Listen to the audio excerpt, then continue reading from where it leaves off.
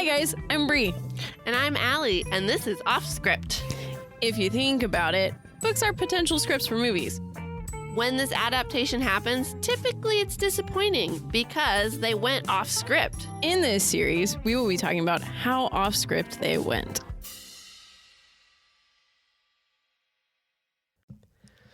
Okay, I said I'd be home by 7, so hopefully. Yep, we got this. Okay. Hello Hello and welcome to Offscript, the podcast where we compare books and movies. just for you. Yep. Today. I'm Bree. Oh, I'm Allie. Yeah, I guess. I always forget that part. Yeah. Today we're doing Eclipse. Yes, finally. My favorite out of the whole series, guys. So then I'm also kind of sad that we're doing it. You're sad. we're I'm doing it? not sad, guys. This. I didn't have any problems with this movie before we did this because in high school when I saw this, nope. Oh, it might have been. When was it released? Yeah, it was released right after. I remember I was really excited because they also were wearing blue and yellow, and that was our school colors when we graduated. Oh, yeah. So in high school, when I was watching Twilight and Moon, getting ready for Eclipse, I told myself, I was like, knowing how badly they screw up some of the Harry Potter books, not from personal experience, having read it and witnessing it, but from hearing everyone else say it, I knew that movies just screwed up books. So I went into the movies kind of like with just a short little list of like, I want them to hit this, this, this, and this, and I'll be happy. And Eclipse hits everything that I would have wanted out of the book.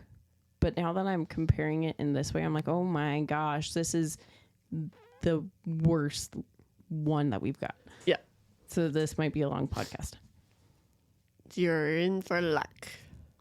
You're in for luck. You're in luck. You're in for, what would the other saying be that I mixed? You're in for a long ride. Something like that. You're in for luck. You're in for luck, guys. Oh, man. All right. I feel like there was something else I was going to start with Equip. Equips? Equips. I can't remember. All right. I don't know either. I'll figure it out. Okay. Okay. Our picture. Let's see. We just recorded a mini-sode. Yeah. You have heard it months ago. A month ago. Oh man, yeah, we're getting. Yeah. I'm. Allie's stressing. I'm like low-key kind of stressed, but I'm trying not to stress so much. So you guys, if we end up having to release one podcast every 2 weeks, just deal with it because we're getting. I don't think Allie's realizing that like with Breaking Dawn, we have 2 episodes. And so book. that's true. that puts us halfway through April is our like next, not halfway through April, the second week of April is when our other books need to be starting. And we're halfway through February. We're like a month and a half ahead of our schedule. Okay. So we're fine. True. It's just that we started this season off so great, guys. We were like 2 months ahead of our schedule, but then Life got complicated. We couldn't record. Like trips happened. yeah, like we're recording right now. Sunday while my kids are still awake. Like it's just gotten like Yeah. we have to record when we can record because it's. Yeah. We don't have a great schedule at the moment. Yes, we did for a while, and then we But then also want to have life lives. happens. Yeah. Exactly. So we'll figure it out. We're still here for you. Yes, we are. Okay. And we're making it work. Yep. Shall we start? Yeah. Okay. Here's our synopsis. Danger once again surrounds Bella as a string of mysterious killings terrorize Seattle, and a malicious vampire continues her infernal quest for revenge amid the chaos. Damn it. Amid her chaos.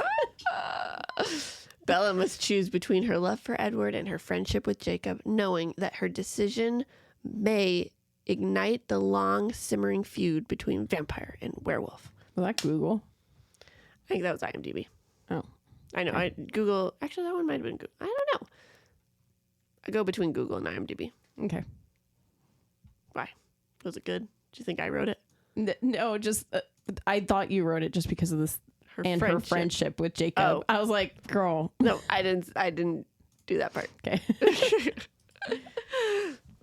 All right. Author Stephanie Meyer. Director David Slade. Yeah. And screenplay writer still Melissa Rosenberg. Good job. Book came out August 7th, 2007. Movie June 24th, 2010. That was one of my old friend's birthdays. Oh. And the difference is 3 years. Yeah. Still. Mm-hmm. Okay.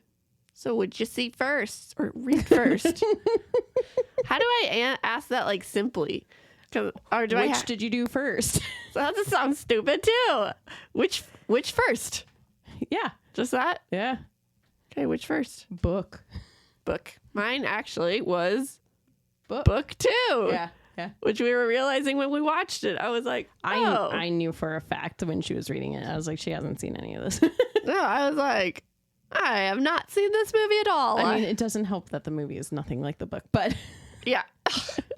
But I really thought I had seen all the movies. Could you imagine if you're reading it and you're like, wow, I didn't see it. And then you start watching it and you're like, wow, I did see it. Exactly. That's really what I thought was going to happen.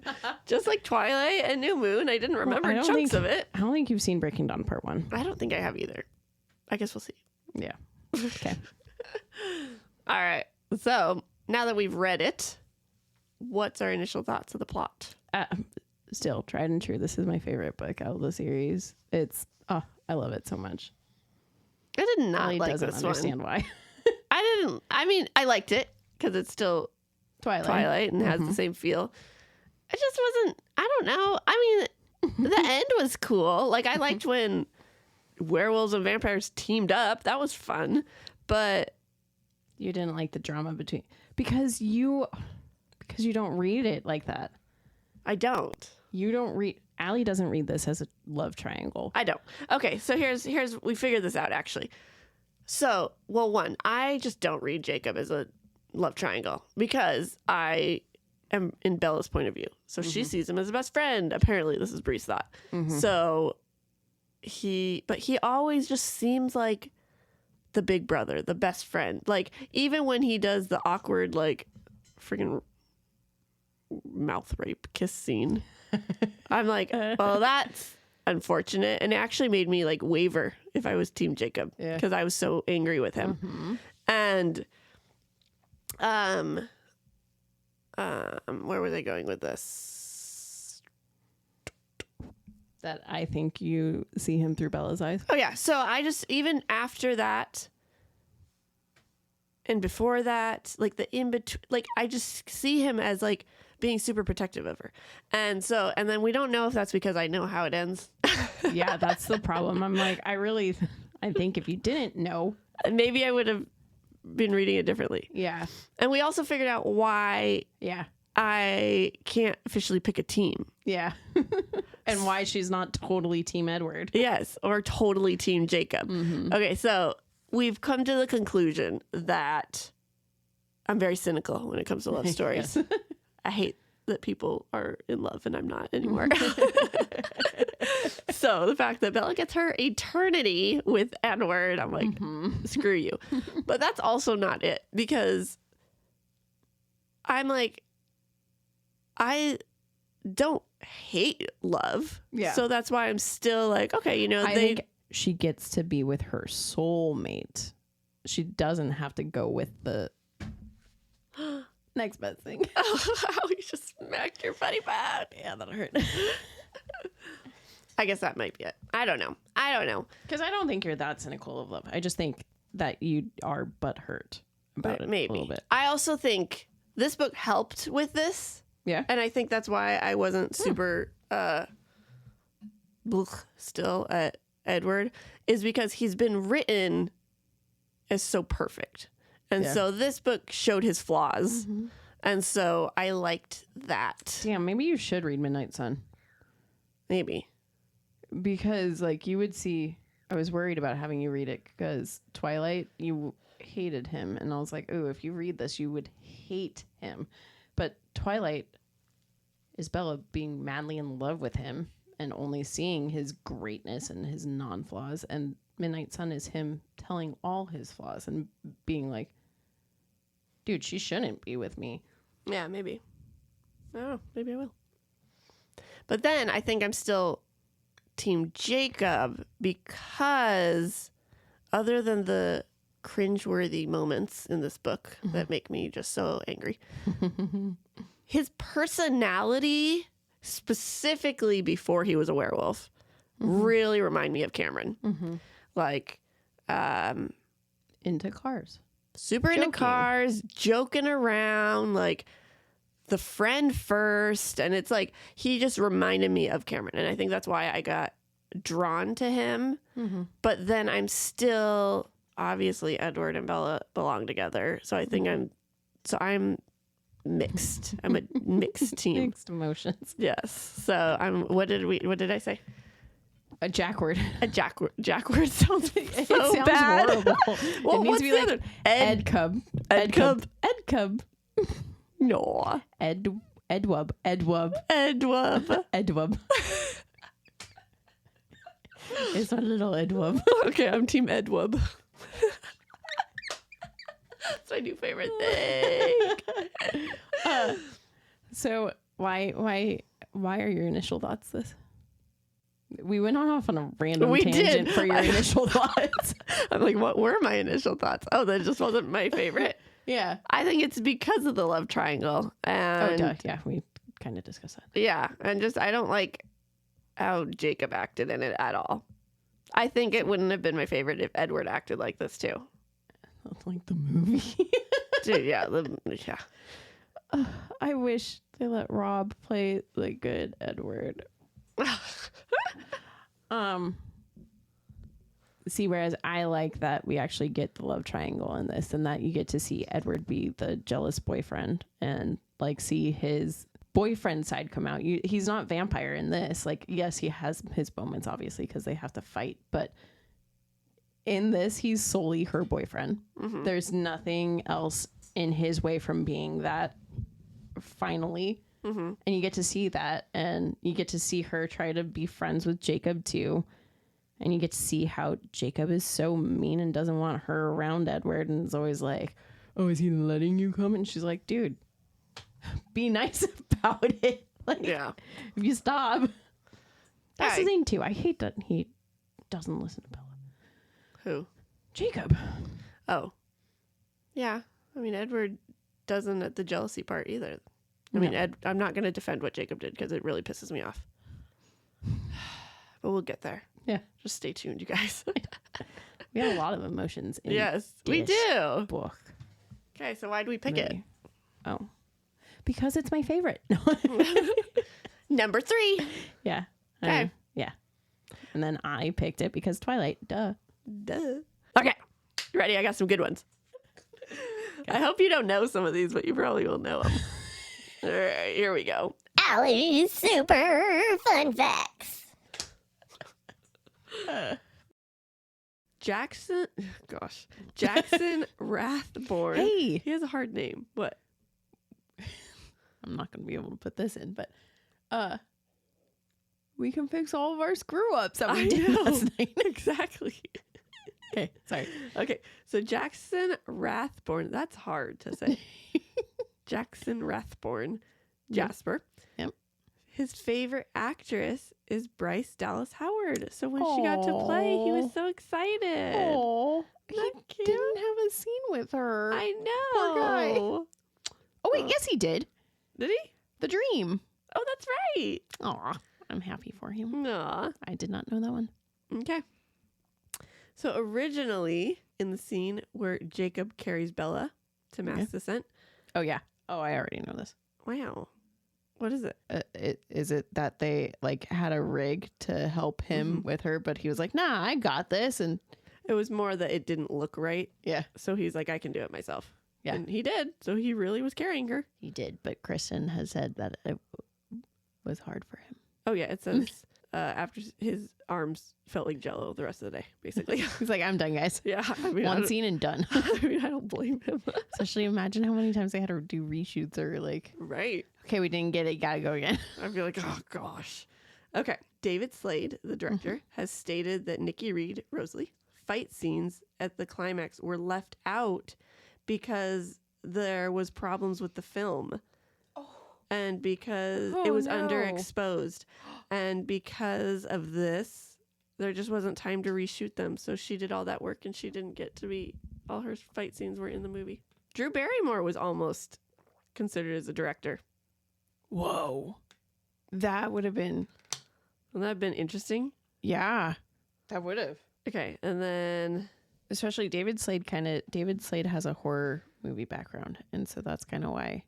Oh, He interesting. worked with this because this is the first like horror-esque of the Twilight sagas. That makes sense. Mm-hmm. Okay. Mm-hmm. Okay. Tom Felton and Channing Tatum almost played Riley. What? I mean, how cool would that have been? It would have been like Cedric and Malfoy Malfoy. back together. That would have been cool. So they would have basically been fighting each other. Like they weren't, but they... No, they would have. They kinda would have. Yeah. Oh, well. Channing Tatum would have been weird though. Yeah, that would have been weird. He's way too old. I mean, even back then, I feel Yeah. like he would have been way too old looking. Yeah. Yeah. Yeah. Plus, I think it works because they make Riley a scrawny kid. Yeah. Yeah. I mean, I really like who played him. So. Yeah, Xavier does great. Yeah. I don't know that he's acting still. He's a cutie. Okay, so the last one. I just thought this one was fun. It's a long one, so bear with me.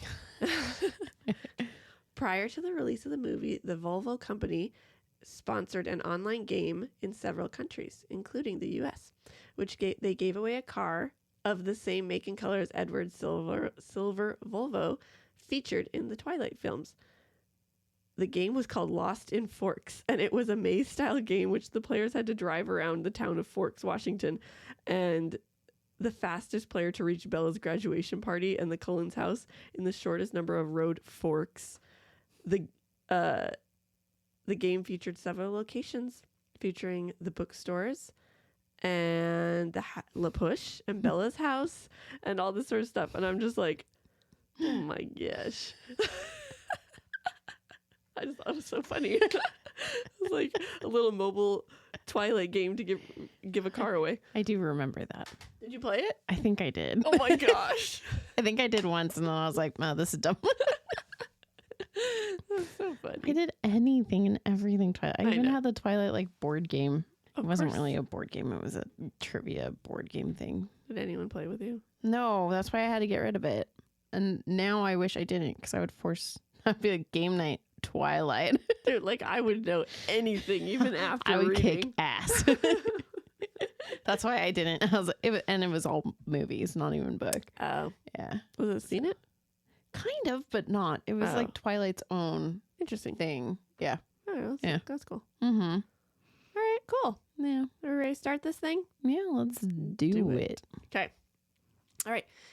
It starts off with a preface. There's a battle going on. The Cullens might die. Bella might die. What? And then she hears a wolf howl. What? A And- wolf howl? And that wasn't how the movie started at all. And I was really sad about that. No, not at all. It's like, Not in the I slightest. really loved the second one and how, the preface. how it was like a legit clip of the scene. Yeah. Sorry, it doesn't Yeah. happen anymore. Man. Okay. My bad. No, so the movie starts, and it starts. Oh, does it start? How does it start? No, it just stopped. I was like, we're done. No, so it starts, and we're following this kid who looks like he's in his early 20s, and we see him come out of a bar, and of course, it's raining because they have to be stereotypical and show that Seattle's rainy. And he starts to get terrorized by something that he can't see. What could it be? It's running super fast, and there's scary music playing around. And he's yelling at it, running away from it. And then he gets bit on his hand. And then he falls to the ground and starts crying out in pain. Mm-hmm. And that was never seen in the book. Nope. Mm-hmm. Nope. Riley, you don't meet him until the very end. Yes. Yep. But I do like that in the movie, they give you the bad guy's side of it. Oh, I totally love Yeah. it. Yeah, Yeah. it was way more interesting. Mm-hmm. I love being a watcher and seeing both sides. Yeah. I mean, it's fun too to be surprised, Yeah. but I like the behind the scenes. Yeah. Especially, like I said in New Moon, what my uncle said, where a lot of times, because Bella's never in the action, Bella's never Yeah. a part of whatever is going on. Uh-huh. So you never see the, like, there's always the build up. Bella gets taken away from whatever is happening. And then, yeah. The little damsel in distress. Mm-hmm. Damsel in distress, that's a human, so she can't be there. I know. Should have turned her sooner, Edward. Oh, gosh. We'll hear all about it this book, won't we? Yes, we will. The other thing, too, though, is I like the scenes with Victoria and Riley because they're kind of sort of scenes from the short Second Life of Bree Tanner. So it's kind of nice to see those scenes come to play, too. Which is a short story Yeah. related to. Eclipse. Very cool. Yeah. She wrote so many off stories. It's kind of fun. Yeah. Mm-hmm. I like it. I know. Let's start. So Bella is grounded from seeing- Technically, we already started. Well, okay. Now we'll start the story, not the preface. Okay. So Bella is grounded from seeing Edward, except at school, obviously, and 7:30 to 9 every night. Like, what a nice dad she has. Because there's Yeah. no way I would let my kids. Yeah. You're grounded. But also, it's been a while. She's been grounded That's for true. a while. So We don't he's know how probably long. like Yeah, ease the reins a bit. that's true. And Charlie's just awesome. He is. Charlie is a single dad who kind of like He doesn't He's- want his daughter to hate him. And yeah. He's present, but he's also not super present. Yeah. So very true. So Charlie's reading a newspaper, and there's a lot of murders going on in Seattle, and they chat about that for a little bit. And Bella and Charlie then keep talking about how she's been doing really good, so he's going to put her on parole. But she needs to go see her friends, especially Jacob, because he's super depressed and sad right now. And Bella's kind of thinking like, okay, but I've been trying to call him, and he keeps like ignoring my calls, and I've been reaching out, and like he's not. two-way street here. Yes, and he's not contacting back. And so Charlie then gives her an envelope, and she's been accepted to the University of Alaska. So she's like, oh, sweet, got my cover story. Is it Alaska University or University of Alaska? University of Alaska. Okay, all right. And so then Edward shows up, and he has more applications. She's like, oh my gosh. And Charlie's like, I'll leave you two alone. And so he leaves, and she's like, we don't need to do this anymore. I got my cover story. I got accepted. We'll just go up there. And Edward's like, nope. And he's like, But I also like it's a cover story. Why are they really going to go to Alaska? Like, I get why they're going to Alaska, but like, right. you don't have to go where you got accepted, girl. Exactly. Go find a different remote location. Yeah. I almost said because it'll be too cold, and then I was like, oh, wait, that won't bother them. Cold don't bother me anyway. Maybe Elsa's a vampire. I bet she is. Mm-hmm. With magical powers. Mm-hmm. Makes sense. She's Jane, just nicer. Way nicer. The heck? Go torturing everybody. I can see Elsa torturing everybody. She's making it snow. That's torture. Oh my God. She's trying not to. She doesn't know how to make it stop. Well, that's her own damn fault. It's actually her parents' fault. How dare you don't die. Get me started on this. Oh my gosh. She had the worst parents. Anyways. Yeah, she did. Okay. A little Disney tangent. Here we go. Let's see. Where was I? Oh, yeah. So Edward sees the newspaper, and he's like, oh, these are brand new vampires. These are all. And she's like, what? He's like, yeah, that's, what they are. And so how it's going to go. He doesn't know that they're newborns yet. Yeah. He knows it's vampire work. Vampires. There you go. Goodness, whatever. Whatever. Okay. It takes him until he's around Jasper for him to piece that together. That's right. Okay, so Bella tells Edward how she wants to go see Jacob. Like, Edward or Charlie let her go on parole. So, like, but I have to go see Jacob. And he's like, nah, you can't do that because you can't go see werewolves without a vampire and we're not allowed over there. And she's like, what? And so he's being very controlling at this point. He's being protective. Just wait.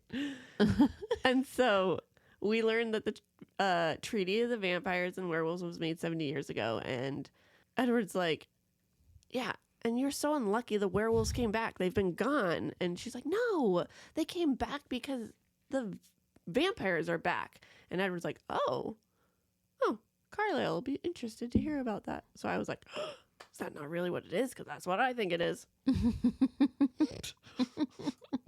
That's what I think it is. Yeah, that's that.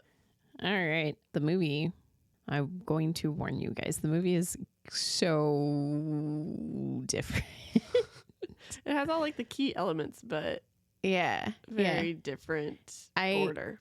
I realized with this read through comparison that we're doing now, going into the series, Eclipse is my favorite book. And therefore, I've always equated that Eclipse was my favorite movie. And I do enjoy the movie, don't get me wrong, even after this debacle. But I realized it's because when I went and saw it for the first time, I had been able to differentiate between book and movie. And so I just had my like 5 things that I absolutely wanted in the movie. And I was like, okay, it better have this, it better have this, it better have this, it better have this, it better have this. And it had all those things. Not in the right order, not done properly, but it was there. So I was like, perfect, solid, great movie. But then doing it, when I was reading the book, I kept texting Allie going, oh my gosh, this podcast is going to be long. You'll have to let us know when your 5 things pop up. Okay. Now I'm interested. I know a couple of them. I know. You do know a couple of them. Mm-hmm. Do I know them? Guess I should say, do I remember them? I know. Okay. Yeah, I'll be able to. Okay. I'll be able to. Okay. Wait, you didn't bring up Wuthering Heights. Oh, yeah. Wuthering Heights is a thing in this book where Bella loves it. And Edward's like, why? Because all these characters suck. And so I'm like, all right, Edward, you get some points. And he's just like, none of the characters are redeemable. And I'm like, Someone who understands me. finally, I feel heard. I love Wuthering Heights, which also I think might be why this book is my favorite. Because it's brought up like 4 times. Yeah. Well, also because the love triangle is hardcore. Bella is Catherine, Edward is Heathcliff, and Jacob is Edgar. Yeah. So, and it gets played into that, like not as much as Wuthering Heights, obviously. I know. I love that though, because last book was Romeo and Juliet, Mhm. and so Edward went and offed himself. So Yeah. he thought Bella died, so he went too. It was like I like how they tie the classics into the Good job, story. Stephanie. Yeah. Love it. Was there one in Twilight? I always think it's gonna be Wuthering Heights. Right, because they talk about that one. Yeah, but it's more so. I think I haven't read the 3 books that get brought up, so it's either Pride and Prejudice, Sense and Sensibility, or Emma. Oh. Yeah. Okay. Yeah. So if you know, tell us. Yes. Tell us. Although all of those are on our list. Yes, they are. So if you don't tell us, we'll find out. Wuthering Heights is not a thing in the movie, and that makes me upset, obviously. Rude. How dare they? Okay, so the movie, after we've seen Riley turn into a vampire, it starts in the meadow with Bella and Edward hanging out. Bella's doing homework, and Edward's like, you should just marry me. And she's like, nah, that's how That's what you do when you're knocked covering up. a pregnancy or knocked up or something. Yeah. That's how girls my age say that they just got knocked up or something. She says it so I wanted to quote it because I like that line. But I can't think of it. Okay. So Just took a much. I can't. I'm upset. So they then go back and forth, and Edward's making all of his arguments for marriage, and it's like, what's the difference between me and you? Like, we're gonna be vampires. Like, Thank you, Edward. why can't we get 100% agree. So then Bella's like, we can't get married because you have to go take me home. So then she goes home, and Charlie's there waiting for her, and he's like, what, is that kid trying to brown nose me or something? 4 o'clock on the dot? Because Bella's grounded still and need to be home at 4 o'clock. And it makes me sad because you don't get to see a Charlie-Edward relationship at all in the movies. Ever. No. And it's so sad. I like their relationship in the books. Charlie hates him. He hates him, but he tolerates him. Yes. And like Edward just sits there, and the best part is that Edward can read his mind. I know. It's like, this guy hates me, but He I'm just gonna can't hang do out anything here. about it. Yeah. So then, if vampires don't get brought up attacking Seattle quite like they do in the book, at this point in time, Charlie is reading a newspaper with a headline that basically says that things are happening in Seattle that's like being terrorized. And so throughout the movie, we only see like Riley's missing persons report, the newspaper with that, and then like the TV in the Collins house says something about serial killers at some point too. So that's how they link that into the story for the movie. Was Riley in the book? We didn't even know about him, right? Mhm. So he wasn't a missing kid from Forks. Okay. It was, this comes into play for the scene that doesn't happen between Bella and Charlie. Okay. Keep going. Me? You? My next note is that this is my favorite soundtrack. So All right. Sounds good. My little niece just told us, my sister-in-law and niece just had a Twilight marathon yesterday, which I thought was hilarious. hell yeah. And she's 7, and she's like, I want all the Twilight music at my wedding. I was It's so oh my good. gosh, she's so cute. I'm down. I'll have a Twilight themed wedding, except for I also want a Star Wars themed wedding. So That will be quite the mashup. hell yeah.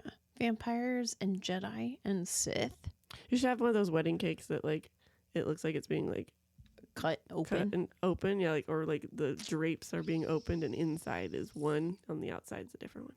My aunt told me that she would make my cake, the one who made my Twilight cake. Uh-huh. And so I bet you she would love that. She already, before I even came up with the idea of having a Star Wars cake, she was like, I'm going to make your wedding cake. I bet you it's going to be Star Wars themed. I was like, yes, it will. That's awesome. So your aunt made you a Twilight birthday cake? Yes, for my 16th birthday, she made Edward and Bella in the meadow the first time she sees them sparkling, and she made it out of fondant, and I don't have them anymore because they ended up like breaking, and like Edward's foot broke off and her hair was falling all over the place, and I was like, you're getting dusty and I don't need you. So I tossed it, and I kind of wish I kept it, but they were made out of fondant, and it was a beautiful cake that she had put black fondant on, and she put little frosted grass on it with them in the middle, and he's laying down with like an arm behind his head with his eyes closed with like a little smirk on his face, and she's sitting up all wide-eyed like whoa with his hand in her hand, and my aunt even put like glitter dusting on him. Oh, Yeah that's so cool. it's one of my favorite cakes that I've ever had. Yeah, Does she work at like a bakery, or is it just for fun? just for fun. She wanted to be able to start making her kids fun cakes. And in return, I got really fun cakes, especially when I was living there. She made me a Nightmare Before Christmas cake, a cake that had, I wanted an Oscars cake. And so she made me a red carpet. What carpet? A red carpet with an Oscar on top. That's really cool. Yeah. So, yeah. Now you She also find made those me the pictures, TARDIS. too. The TARDIS? Yeah. That's cool. Yeah. It was we were celebrating my birthday in September, which is Sierra's birthday. So she did it for me and Sierra. That's fun. Yeah. How cool. Okay. So now back to the book. We are at school, and I love that all Bella's friends sit with Edward and Alice and Yeah. Bella at the table. Yeah. And so they're just chit-chatting, and Angela's like, oh my gosh, I have so many invitations to write for graduation. I haven't graduated yet. No, thank you. No, yes. Graduation invites to write. And Bella's like, I'll help you. And Mike's complaining about his car's not working. And Edward's like, oh, I can fix it for you. And what? What kind of accent was that? I can fix it for you. I don't know. What Are you no Dracula? I mean, he's a vampire. I can fix it for you. Oh, gosh. All right. I lost my... Oh, everybody's... Gosh. All right, let's try this. So Edward is like, I'll fix your car for you, or I can look at it for you. And Mike's like in utter shock, like, and I just thought that was hilarious. He's like, this guy who never has talked to me before is like offering to fix my car. Who I hate. Yes. Because he's with the girl I want to be with. Yep. So while they're all talking and chit-chatting at the table, Bella notices that Alice is having a vision. And she looks kind of freaked out. And Edward looks kind of worried. But he doesn't tell Bella at all. She's like, I know, you tell me. And I don't remember what he says. What was his excuse? What'd she say? Oh. In the movie... He saw in the movie, it's such a stupid excuse. Yeah. In the book, it's because she saw Jasper going down to his family in the South. Oh, okay. And she was worried about that. Yes. All right. Okay. Which we later find out is not what she really... But also later, you find out about that family in the South. Yes. And why Alice would be worried about that. Yes. Stay tuned. You'll find out in this episode. In this book. Read it. So, as they're going on their way home, this is when we get the talk about, no, my mom's going to freak out if I'm married before I'm 30. Like, no, I don't want to get married right now. And he finds her birthday gifts, and he noticed that she hasn't used the plane ticket to Florida yet. And he's like, oh, this is about to expire. We should go. And she's like, yeah, right. Charlie just let me be on parole. He's not going to let me go fly across the country. It's like, he can't stop you from seeing your mom. She's like, got a point. That's true. But Bella's like, no, I'm not even going to try. After dinner, here comes Edward. Like, oh, Charlie, did you know that Bella has some plane tickets that Esme and Carlisle got her? And I didn't almost say Renesmee. I almost said Rosalie. Oh. Even worse. I know. I was like, where was that R coming? And she needs to use them. And of course, Charlie's like, what? No. Like, no, she's not going away with you. Blah, blah, blah, blah. But, Edward's pushing. And he's like, I don't even remember how, but he's pushing and pushing. And so finally, Charlie agrees. Oh, because then Edward's like, well, she's not grounded anymore. Yeah. And then Bella jumps in and Yeah. starts defending because Edward's, yeah, good girlfriend would do. And Yeah. she gets pissed because it was Edward kind of tricking her into doing it. And it was just weird, too, because she didn't understand because Edward always does what she wants. And he was not letting this one go. Yeah. Good job, Edward. Finally standing Wow, up for the yourself. one time you do it. It's for something stupid like this. I know. Yeah, just watch, you guys. Edward does not, for the rest, oh my gosh, it drives me crazy. Do you think if he stood his ground, you would be Team Edward? I think maybe. Like, not obnoxiously, Yeah. like, pushing her around, but, like, man, he has no Having backbone. backbone, yeah. No, he doesn't. Poor guy. I know. Well, she's just I'll a treat wench, you too. better. Come She to just- me. She just doesn't take no for an answer either, except for here. Because she has no choice. Exactly. He tricked her into it. Yeah, he got Charlie to be on board. Yes. so- And so anyway, so then Edward leaves, and because he's like, haha, I won. I'm going to go, pack or tell them we're leaving. Mhm. And No, it's okay, I can't be here right now because it's your time to not have anyone here. So I'm Oh. going to go home and then I'll see you tonight. oh, got it. Okay. And so then Charlie starts like trying to have the sex talk with Bella, and she's like, "Oh my gosh, Dad, please stop! This is disgusting." And This was one of the things that I wanted in the movie. oh, good, Mm-hmm. and it was Mm-hmm. okay. And so she's like, I'm gonna go see Jake," and so she goes to see Jacob. And I really thought that this was going to get left out because I was like, why would they keep the sex talk in? Because it's awesome. Exactly. And she goes to see Jacob, but her car won't start. And then all of a sudden, Edward's there, Bum, bum, bum. holding part of her car in his hands. Right? That was in the book. Yes, He was yes. holding it. He's holding a little black piece of her car. Yeah. Don't know what it is. Some car thing. Yep. And she's pissed. And she goes back to her room. She's like, "I have car troubles." And Charlie's like, "You want me to drive you?" She's like, "No." And she just slams her door. And then she slams her window because Edward's like, I'll understand if you don't want me to stay the night tonight. And so she slams the window. But then she's like, huffs off and is like, and then She opens it. She's so, oh my gosh. Just can't even stand that. So in the movie, after Charlie tells Bella that she's paroled and she needs to see other friends, she goes upstairs and is like, Jacob doesn't want to see me. And she pulls out his note and tries to call him, but she gets the voicemail and she's bummed. So then she's like, you know what? I'm going to go drive down to visit him. She gets in her car and her car doesn't start. And she's like, what?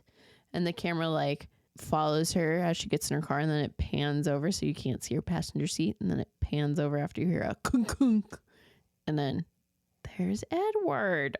I thought that was a cool, like, I really liked the camera work on that one. Yeah, it And I was like- very neat. And yeah, and Kristen's face was actually kind of cute. She's like, oh my gosh. Yeah. She like knew right away. She acted it well. yes. But also I made Allie watch the commentary with me, guys, and at this part I got so excited because I've watched the commentary probably like 30 or 40 times, if not more. I also think this is why this movie is my favorite, because I just watch the commentary all the time because I love Rob. And I realized right before it came up, I like sat right up and was like, oh my God, he's about to say something that's amazing. What did he say? I'll let you do it. I'm Batman. Yes. And he is Batman. Except for the poor guy doesn't even get to say I'm Batman in the movie. Aw, poor He guy. just says I'm vengeance. Which is almost a little bit cooler, but You don't get the line. yeah. But yeah, he was making a joke about how I can't even remember the line that he says in the movie, but he's like, that's what I should have said. It's because how he pops in like out of nowhere, Yeah. just like Batman does. Mm-hmm. Oh, he knew it. It was pretty funny. Yes. And then Edward isn't playing with the car part, so he just tells her, like, your car's not going to start. I can't remember exactly what he says, but Yeah. basically he's like, sorry, I'm not letting you go down to the werewolves. Oh my god. So then she storms into the house, and then it's the next day at school. And we see everyone at the lunch table. And our first big difference is the fact that Jasper is at school with them. He's supposed to be graduated. Yeah, he's supposed to be off to college. Like, what? The other thing is Jessica's working on her valedictorian speech at the table. In the book, Eric is the valedictorian, not her. Oh, and speaking of, here, fun fact, but I saved it for this scene. Oh, hey. It says, in the movie, Angela says to Eric, "This is why you're not valedictorian." But in the book, he is valedictorian. Yes. Every time she says it, I'm like, but. He's supposed to be. But Jessica is in the Damn movie. Jessica. Understandably so. You got to give Anna Kendrick a few more lines. I know. So, Yeah. makes sense.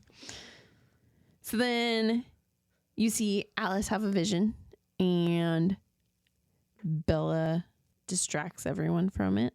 So then after that scene, we see Edward drop Bella off at the cop station, or the police station. The cop station. The police station for Charlie. Like, why is he not taking her home? Didn't he do this last time too? Yes. Gosh. Well, not Twilight. But yes. Oh yeah, Twilight. Yep. Like, I don't want to go all the way to your house. I'm just going to stop here. It's probably to like reinforce that Charlie's a cop. Yeah. But it's so stupid. Gosh.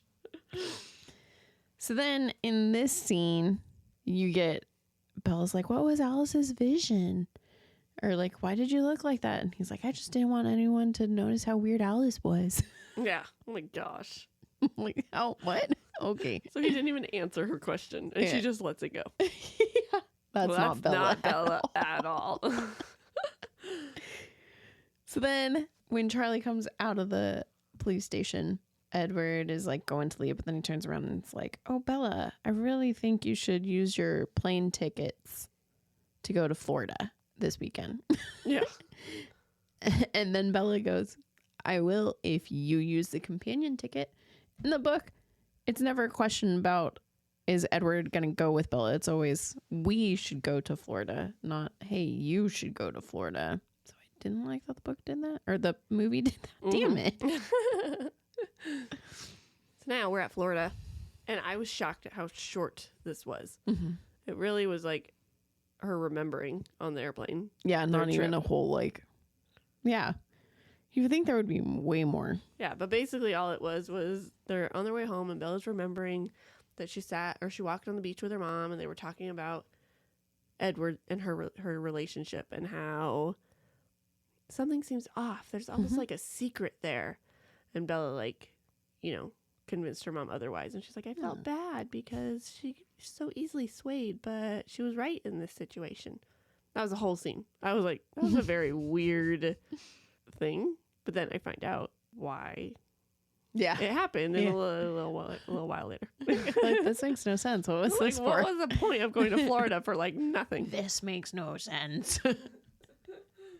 So in the movie, we actually see them in Florida, and the whole conversation between her and her mom happens at the house rather than at the beach. And the big difference here is because So in the book, Edward's excuse was that he's writing a paper, so that's why he couldn't go outside. And in the movie, he was also writing the paper, but right next to a glass window. that helped me. Thank you. You're Yes. welcome. Yes. So then he was right next to the glass window, and how is he not sparkling? That's my biggest question. They made him seem like he was sitting a little bit further away from the window, but you're still going to sparkle. And then in the movie, after this scene, we cut to a dark night and we see the funny. I just made a Batman reference. That's legit what I thought you were doing. I was like, You're like, what? Jesus. like, come on, wrong thing. And then I wasn't doing it on purpose. oh my gosh, that's hilarious. That was good. So we're at the I can't say it again. Okay. So it's the night scene. Nighttime. Yeah. And it's the Cullens, and they're all hanging out in the forest. And then you realize that they're hunting someone. And then you realize that they're hunting Victoria. And then you see that the werewolves are also hunting.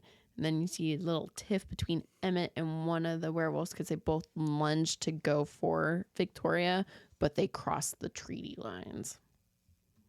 Of course, we don't really know that they crossed the treaty lines until later, but that's what made that tiff a little bit more intense. Mm-hmm. They are now home, and Charlie's In the book. in the book, and she's like, you need to call Jacob because he's calling nonstop. So Bella's like, okay. So she goes to call Jacob, but right when she picks up the phone, he calls, and he's like, why didn't you call me? She's like, I just got home. And he's like, oh. Annoying kid. And he just asked if she'd be at school tomorrow. And then she's like, yeah. And he's like, okay. And then they hang up. And she's like, why would he do that? And then she thinks that it's like, oh my gosh, he's probably checking to see if I was changed into a vampire while we were gone. And because it takes about 3 days, and we were gone for about 3 days. And so she's like, oh my gosh. And then she realized that once Edward does bite her, they can never come back because the treaty will be broken. When in reality, we find out doesn't matter where she's bit. Treaty's broken no matter what. So here's where I'm talking about where Bella does not listen to Edward at all. They get to school. She never listens. Never. They get to school and Edward says, can you just stay in the car for me? She's like, no. And she gets out. And he's like, oh my gosh. Because Jacob's there. And I mean, to be fair, she hasn't seen her best friend in forever. So she's like, I would get out too. But still, she just doesn't ever listen to Edward. No. And like in the movie when she does it, she doesn't see Jacob. She just gets out of the car. Yes. So funny. Oh my gosh. I just feel so bad for him. Okay. So it turns out that Edward... Everyone be saying that she's in an abusive relationship. I think he's in an abusive I agree. relationship. I think he is. Like, she is not a good person. No. So, anyways, Poor so guy. it turns out that this is the scene. We get some information from the scene that Bree explained, where Edward didn't share something with Bella, and it was that Victoria came to town, and the werewolves and the vampires were chasing her, and a little tiff happened where Emmett crossed the line. And Jacob was just loving that Edward did not tell her, and that he's like, oh, let me tell you, Bella, because I know you're strong, and even though Edward doesn't think you are. Jacob's like, I miss you, and Bella wants to go hug him, but Edward will not let her go. And Damn straight. Jacob ends up telling her, like, if you ever want a life again, come back to the bush. And then he rides off on his motorcycle because the principal comes out saying, get out of here. He's such a little punk. I freaking love it. I think that's why I like Jacob, because he's so punky. Which is funny because you're not a punk. I know. I think it's fun to watch.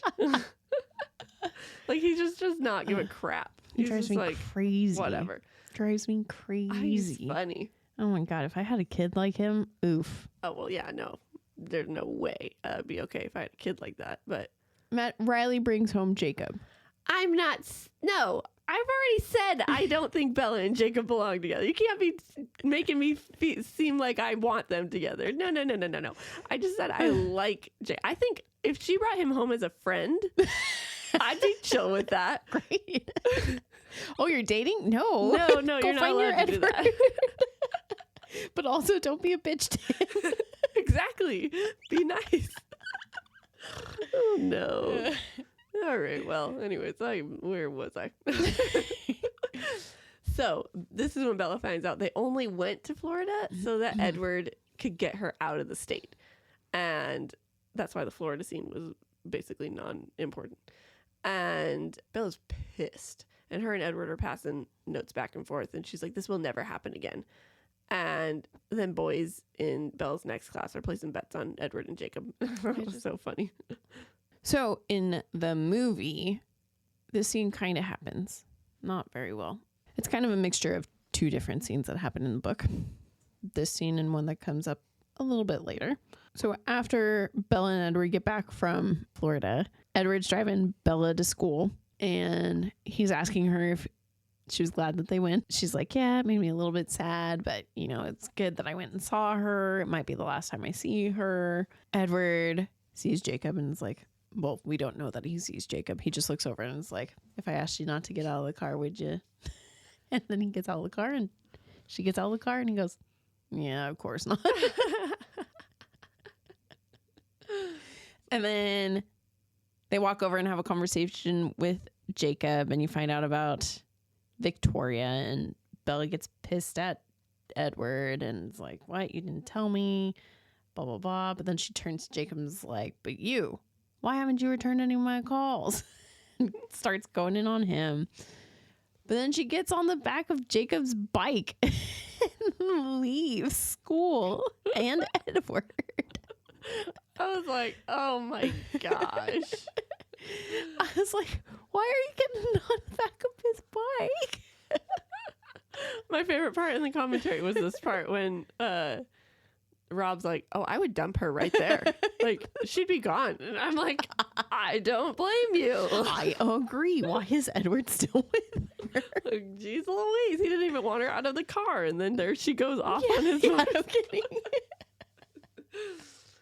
On top of all that, too, could you imagine Edward, like, she's being reckless? Yes. At least she had a helmet on. This time. Yes. Oh, the other thing, too, that happened in the scene that I forgot.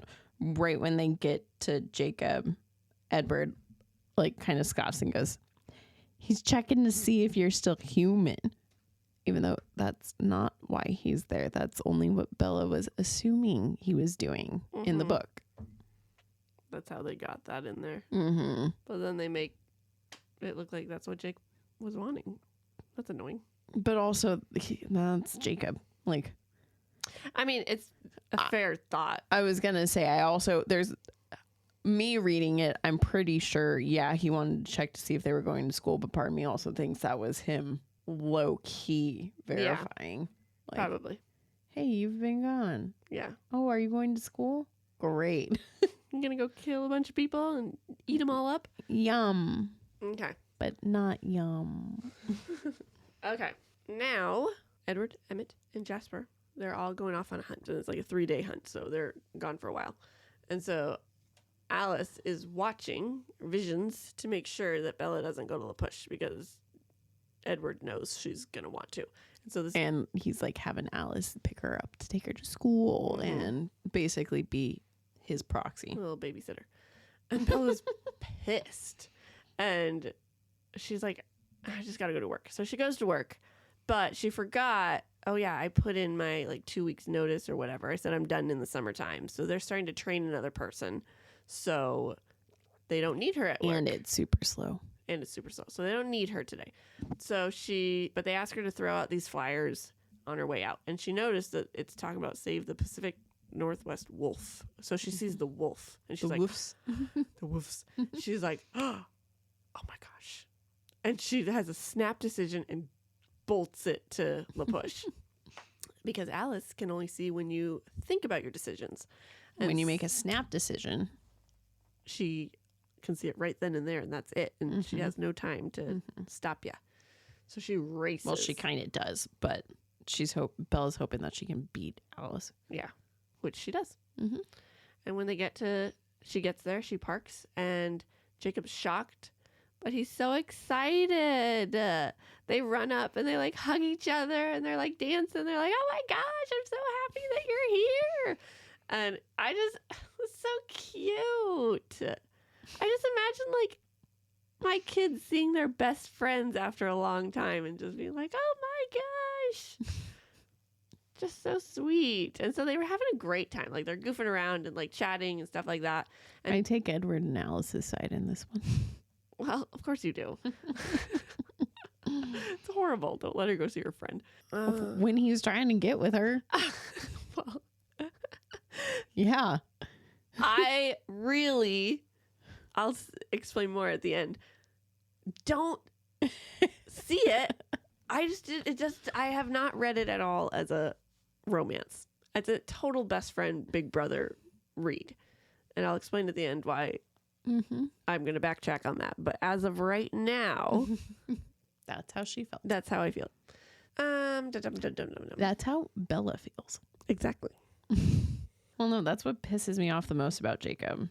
Because I'm like, she tells him multiple times, like, you're like a brother to me. And he doesn't go in his head. And I'm like, dude, he's the guy that I hate. He's the guy who I will say, no, I don't want to date you. Make up a fake boyfriend. And he'll come back with, oh, but you can break up with your boyfriend. I'm like, why aren't you taking no for an answer, dude? Okay, so where are we at? They just hugged. Yes. So they're having a good time until they get down to the like nitty gritty of why they haven't been seeing each other. And Bella asks for all the details of what happened on Saturday because she knows Jacob's going to actually tell her, unlike Edward. Edward told her. Yeah, but he told her the basic the basic story. He told her everything that Jacob did. Jacob told her a little bit more. Not a whole heck of a lot more. She even says that's what Edward told me. Okay. And then he asked about what happened basically at the end of New Moon, so when Edward came back. And Bella shared that he only left because he didn't want Bella to be a vampire, because they started getting in a tiff about it. And then Jacob's like, because he had to backtrack, because he's like, well, that was what all my points were about, was how he's going to change you. So he had to backtrack and figure all that out. And so then they start arguing about how she should only be with someone human. She's like, oh, I guess, okay, I'll go be with Mike then, because Jacob's also not a human. He had just the saddest little, but I am a human. Like, See that? well, to be fair, he does not like being a wolf. He doesn't. No. So he's not okay being not human. So that was kind of a low blow for him. For him? But it Put shouldn't towards him? matter. It was just sad. And so, but then they make up and they're goofing around again, as friends do. And this is when we first hear about imprinting.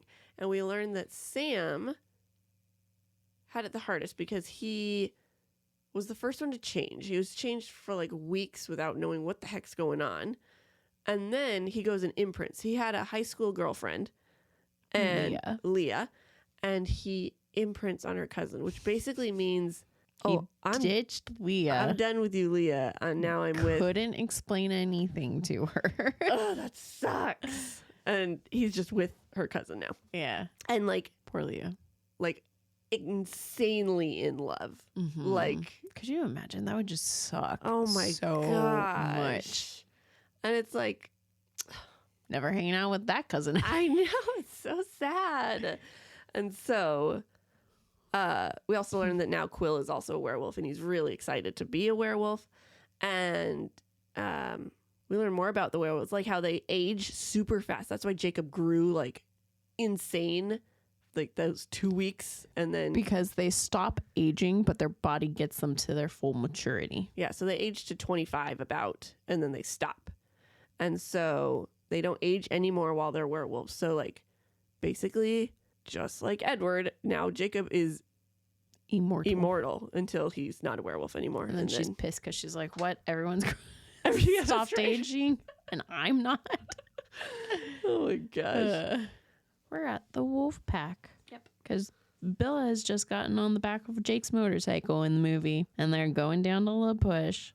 And so then they get to La Push, and all the werewolves come out and greet her and are like, Bella, it's been too long. It's so great to see you. Now we're getting sick of Jake's inner monologue. I wish Bella would call. I wish Bella wouldn't call. Maybe I should call Bella. Maybe I should call Bella and hang up. Stupid Jacob. That would be so funny though. Dude, could you imagine? I would just be like, shut up. Do something. Stop thinking about it. Oh my God. I'd be like Paul. I would go and tackle him and be like, can you just shut up? And then Leah comes out and is like basically pissed and like, if you're here to torture Jacob some more, please just leave. Like, we don't need to hear it. like Yes. Leah's you. Yes. And Bella's kind of like, that's weird. As Leah storms off. And then you see her jump and she turns into a werewolf. Which we don't find out till like almost the end of the book. Yeah. Right here, right now, you find out that Leah and Seth are both werewolves. Yeah. It's like, what? Yep. Oh. So then after that, Bella and Jacob are pushing the bike to the garage and they talk about imprinting. And basically, there are 2 imprinting conversations that happen in the book, and they both happen right here, right now. So part of what Allie just said, to a point, they leave a major thing out that I will talk about later when you bring that up. Yep. And this whole thing basically happens kind of the same. Well, I'll just say this talk ends how the second talk ends in the book. That was so confusing. Good luck following along, you guys. I don't remember how the second one ends, so that's probably why I'm confused. Okay, so back to the book. Bella is on her way to Angela's, and she notices Edward's car following her, and she's like, oh, gosh. So she's hurrying up to Angela's, and she, like, quickly goes inside. And she starts helping with her graduation invitations, and they're chit-chatting, having girl talk, and Bella's trying to bring up Jacob and Edward without bringing up the werewolf vampire thing. Werewolf. And so, I like that you say werewolf first and I say vampire first. That's funny. And Angela's like, well, it just sounds like they're jealous. They'll get over it. And Bella's like, no, they're not jealous, because she's like, I wish I really could tell her, because obviously that's the real issue. That's not the case. It's like, oh my gosh, they're so jealous of each other. Yeah, like what? And so she really enjoyed this girl time, and so she's like really bummed because she's like can't do it anymore because she's gonna be a vampire. And so she goes home, and Edward's car is not there. So she's like, oh, phew. Okay. So she goes home, and she told Charlie, she's like, I saw Jacob today. And he's like, oh, good. Yay. I'm so excited. Happy for you. And she goes to her room because she's like, okay, I better get this over with. And sure enough, there's Edward sitting there all pissed off. Mm-hmm. And so, of course, yes, Edward's pissed. And he's like, I almost went over the treaty line. She's like, you're so stupid. Stop it. And she's like, I'm Switzerland. This whole thing. This was another thing that I needed in the book. Saying Switzerland? Mm-hmm. Okay. She's like, or in the movie. Whatever. Why? Because I liked her being like, this is all you guys? Yeah. Leave me out of it? Yeah. Yeah. Okay. And so. Plus, I also feel like this talk is kind of what kicks Edward into gear and makes him go, she's right.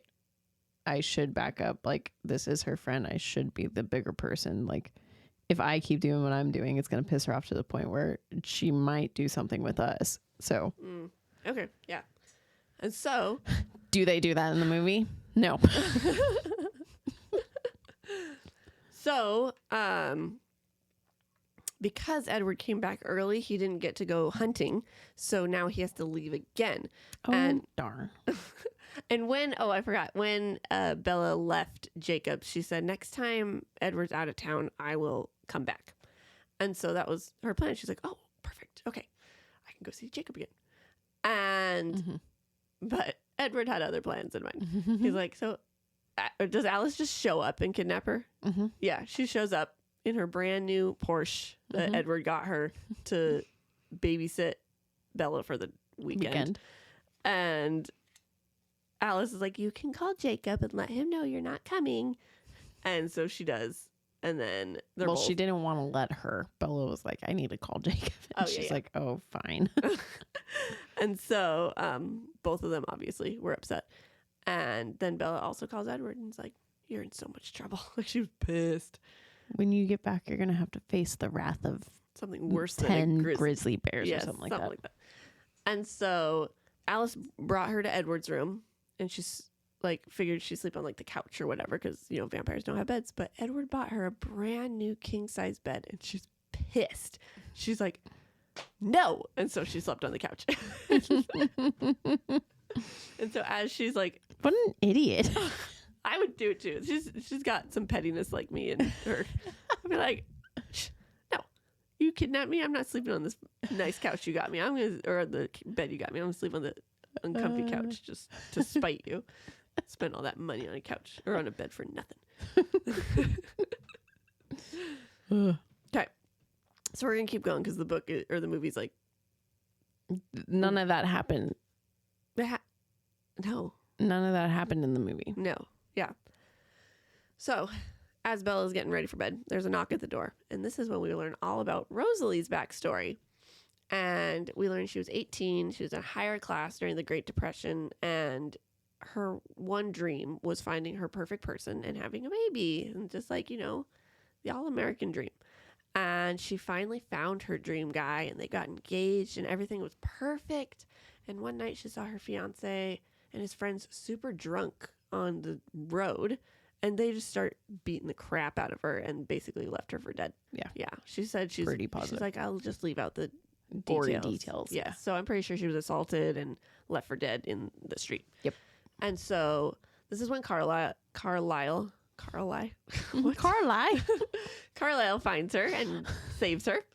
And Edward, like his original plan was because he has Esme right now, right? And Edward had nobody, so he he got I her wanted to for find someone for Edward. yeah, and Edward's like Find me, Carla. Edward's like, no, she's basically royalty. This is so stupid because People will notice that she's gone. gone. And she says she got her revenge though, and she was like dressed. She was like, I was pretty dramatic and dressed up in a wedding dress and went and killed her husband or fiance and everybody. Mhm. Oh my But she saved the fiance for last and Yes. killed all of his friends first. Yes, good on her. But she's just bummed because like she loves Emmett and she's so happy she's with Emmett, but she's like, I can't have babies with Emmett. I can't grow old with Emmett. I'm just like, I just wish I would have died in the gutter, or I wish, I could just live my a life human with life. Emmett. Yes. And then we find out, she's like, Bella's like, well, why don't you like me? And she's like, oh, because Edward never liked me like he liked you, Bella. And she's like, what? Same.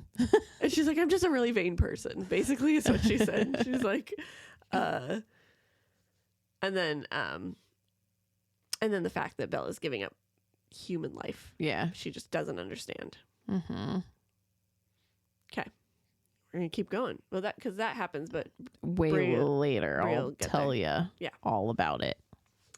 And so now Bella goes to school and we hear this roar of a motorcycle.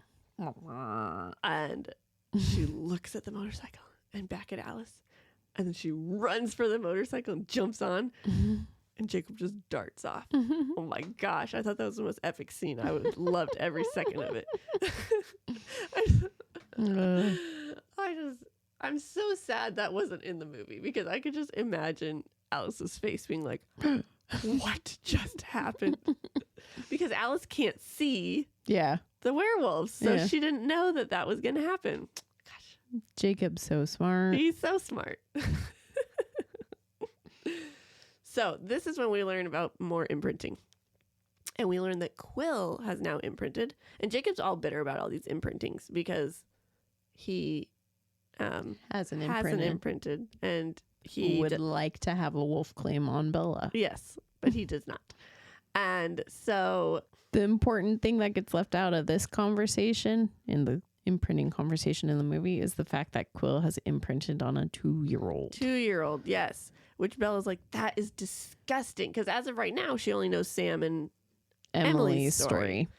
And but Jacob does a really good job of explaining that no, it's not love like romantic love. It's this whole world revolves around this person in whatever way they need. Mm-hmm. So right now, Quill is the best big brother, the best uncle, the best Nanny. yes, whatever this little kid needs. whatever she needs.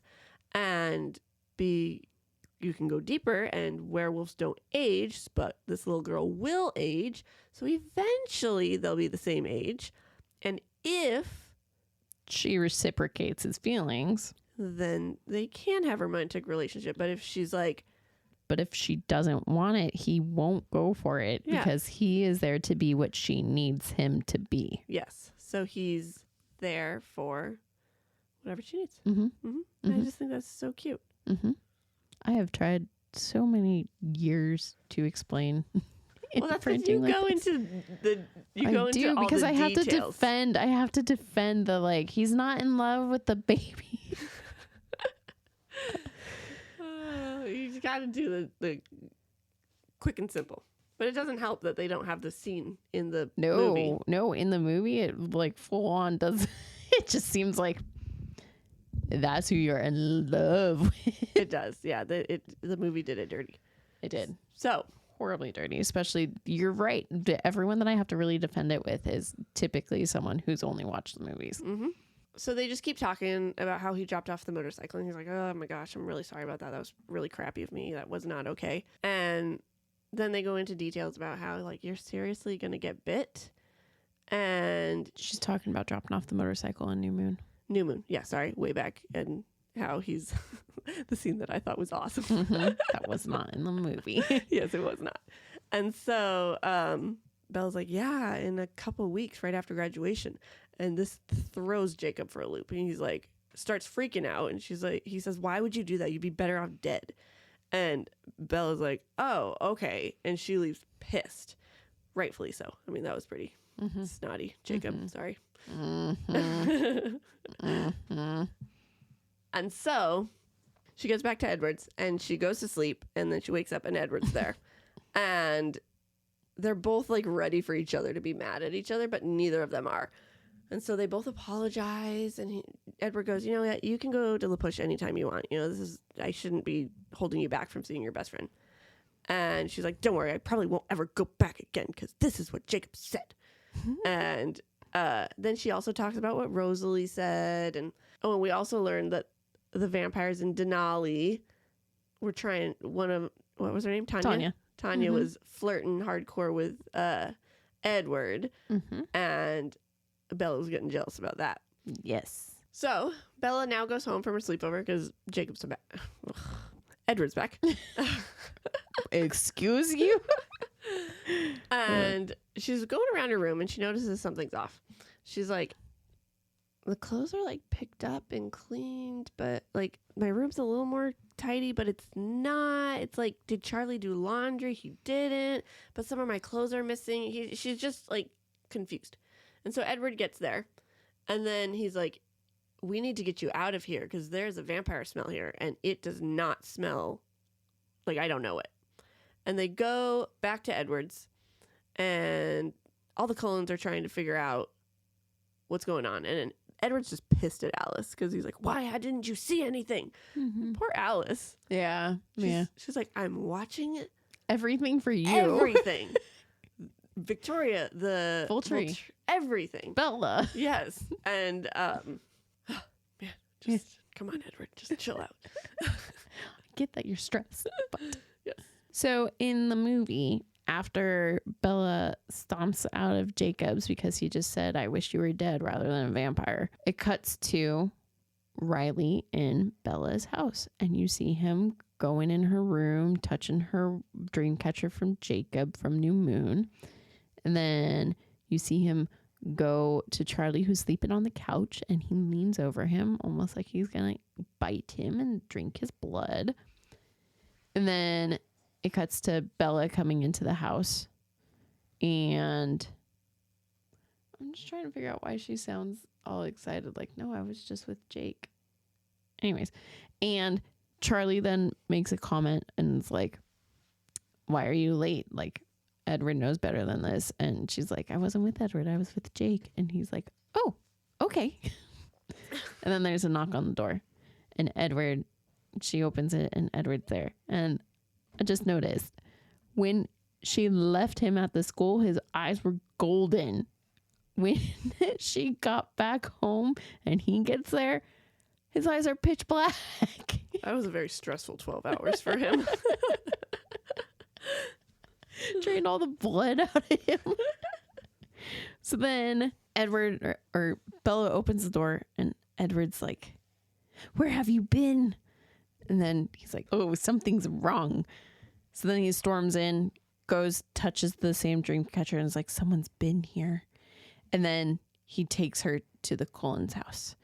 And I love the Cullens house. It's so freaking beautiful. I love that house so much.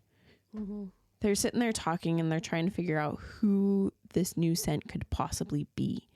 And Bella right away goes, Victoria. This is another commentary scene that I thought was so funny. Because they say no. Yeah. And then they're like, and it's the not Volturi? No, couldn't be them.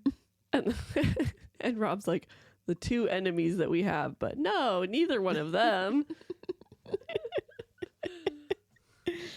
He does it so like emphatically too. Rob's just hilarious. I love him. Oh my god. He's so fun to watch, and like especially in interviews and stuff. He's just so candid.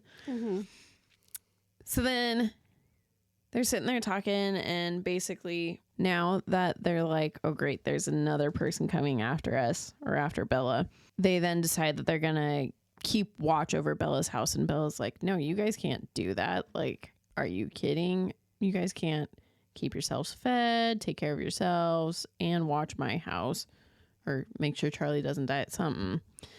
And Edward's like, but we need to keep you safe, or I'm not going to leave you unprotected. And she's like, I won't be unprotected, because she's implying that Jacob is going to help protect her.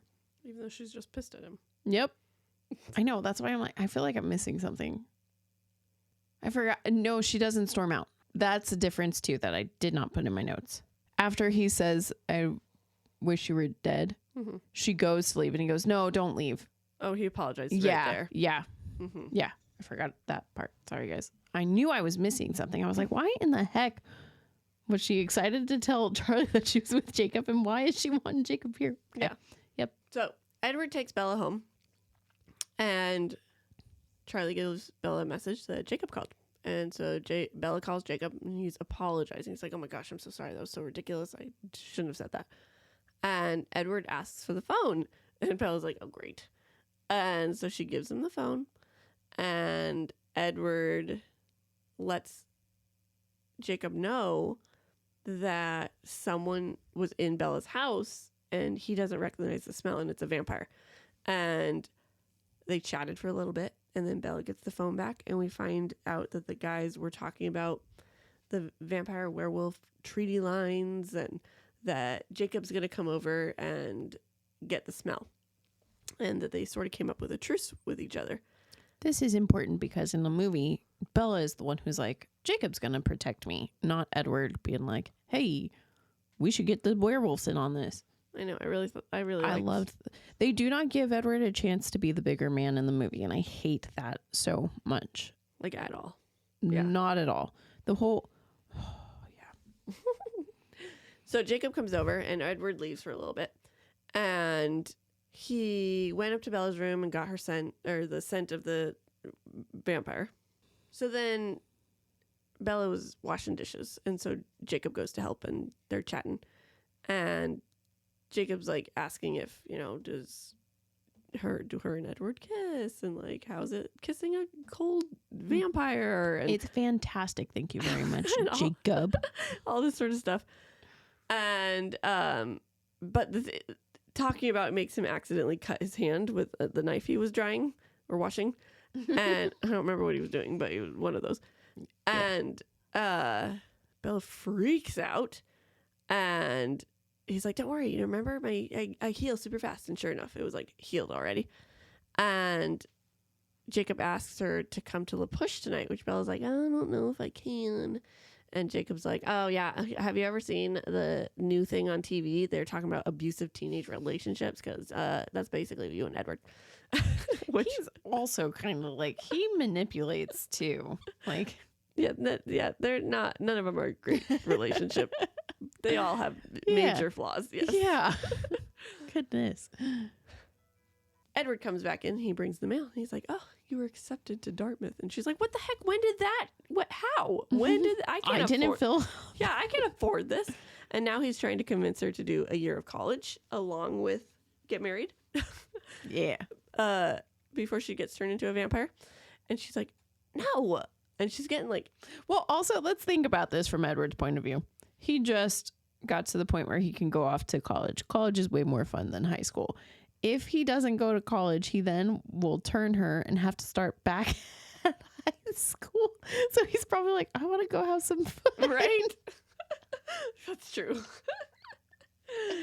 Oh my gosh. Poor guy. So Bella's just getting frustrated with him. And she's like, can you just tell me where Alice hid all my stuff? Because I want it back. And he's like, Alice didn't take any of your stuff. Boom, boom. And so then Carlisle calls and says the Seattle murders are getting worse. And Edward lets Bella go to La Push because he had heard, he's like, oh, I know there's a question you want to ask me. And she's like, what? He's like, do you want to go hang out with Jacob tonight? She's like, you were listening into our conversation again. That would be so annoying. I don't even care. I'd hate people listening to my conversations. And well, the thing with him is with the Jacob one, he wasn't like listening to just the like thoughts. He was outside, hanging out outside, and he could hear it. I guess. So then, Edward, you can listen to my conversations any day. Okay. So then he knows that Bella wants to ride motorcycles with Jacob, but he's still worried about her. So this part is so cute. What happened was she drove her motorcycle back from Jacob's pissed. So then he thought that he would buy himself a motorcycle so that they could ride together. So Edward wanted to ride with. Yeah, with Bella. Okay. Well, but then Bella's like, would you really let me, though? Would you not be super protective? He was like, good point. That's a Jacob thing. And so, but he bought her a helmet and a jacket and all this stuff. And she's like, I'm going to look so stupid. I'm like, I'm sorry. I think you look stupid if you don't wear protective gear riding a motorcycle. So, Bella, shut up and stop trying to teach the youth not to wear protective gear during motorcycles. Okay. So Edward takes her right up to the treaty line and he gives her like this romantic movie kiss before handing her off to Jacob. And then Jacob gives her a giant big bear hug and it pissed her off. I'm just like, oh my gosh. And so I've been trying to remember to tell this story for the last 2 books now. So we went to Pacific Northwest road trip. So just all around like Montana and Oregon and Washington. Cool. And one of the places we went was La Push because Cam wanted to take some pictures there. And you drive through Forks to get to La Push. And so it's like Twilight everything, right? Mm-hmm. And they capitalize on that. Oh my gosh, so much. And so then we're driving to La Push though, and there's signs on the trees along the way. And it's like, you're leaving vampire territory. And Cameron's like, thank God. And so like you don't see anything for a little bit, and then you see a sign that says, now entering werewolf country. Oh my gosh. Cameron was like, my gosh. It was so funny. I couldn't stop laughing. I was crying. It was so funny. Oh my gosh. So, oh, that's just a funny memory I have of La Push. So, and the treaty line. So Jacob brings her to this council meeting, which is like a bonfire, and he's like, we're about to learn about all the legends. It's going to be really cool because it's Quill's first time since changing and all this sort of stuff. And so we learn about why they got turned into wolves in the first place. Mm-hmm. And I was so confused on this story. Like, I love Native American lore. I don't know if I was just like, I think it's because I'm going to blame listening to this one because they said the Native American names and they said them quite often. Yeah. Yeah. And it was hard to like remember who was who. I was having trouble. So tell me why do they become wolves? Okay. So surprisingly, I know this backstory pretty well. That's probably because I've read this book far too many times, and every time I read this story, I'm like, oh, can I get through this chapter quicker? So the werewolves they're not. Let me figure out my thoughts here. Okay. So the werewolves are technically shapeshifters. They're not technically werewolves because originally they started out as spirit warriors.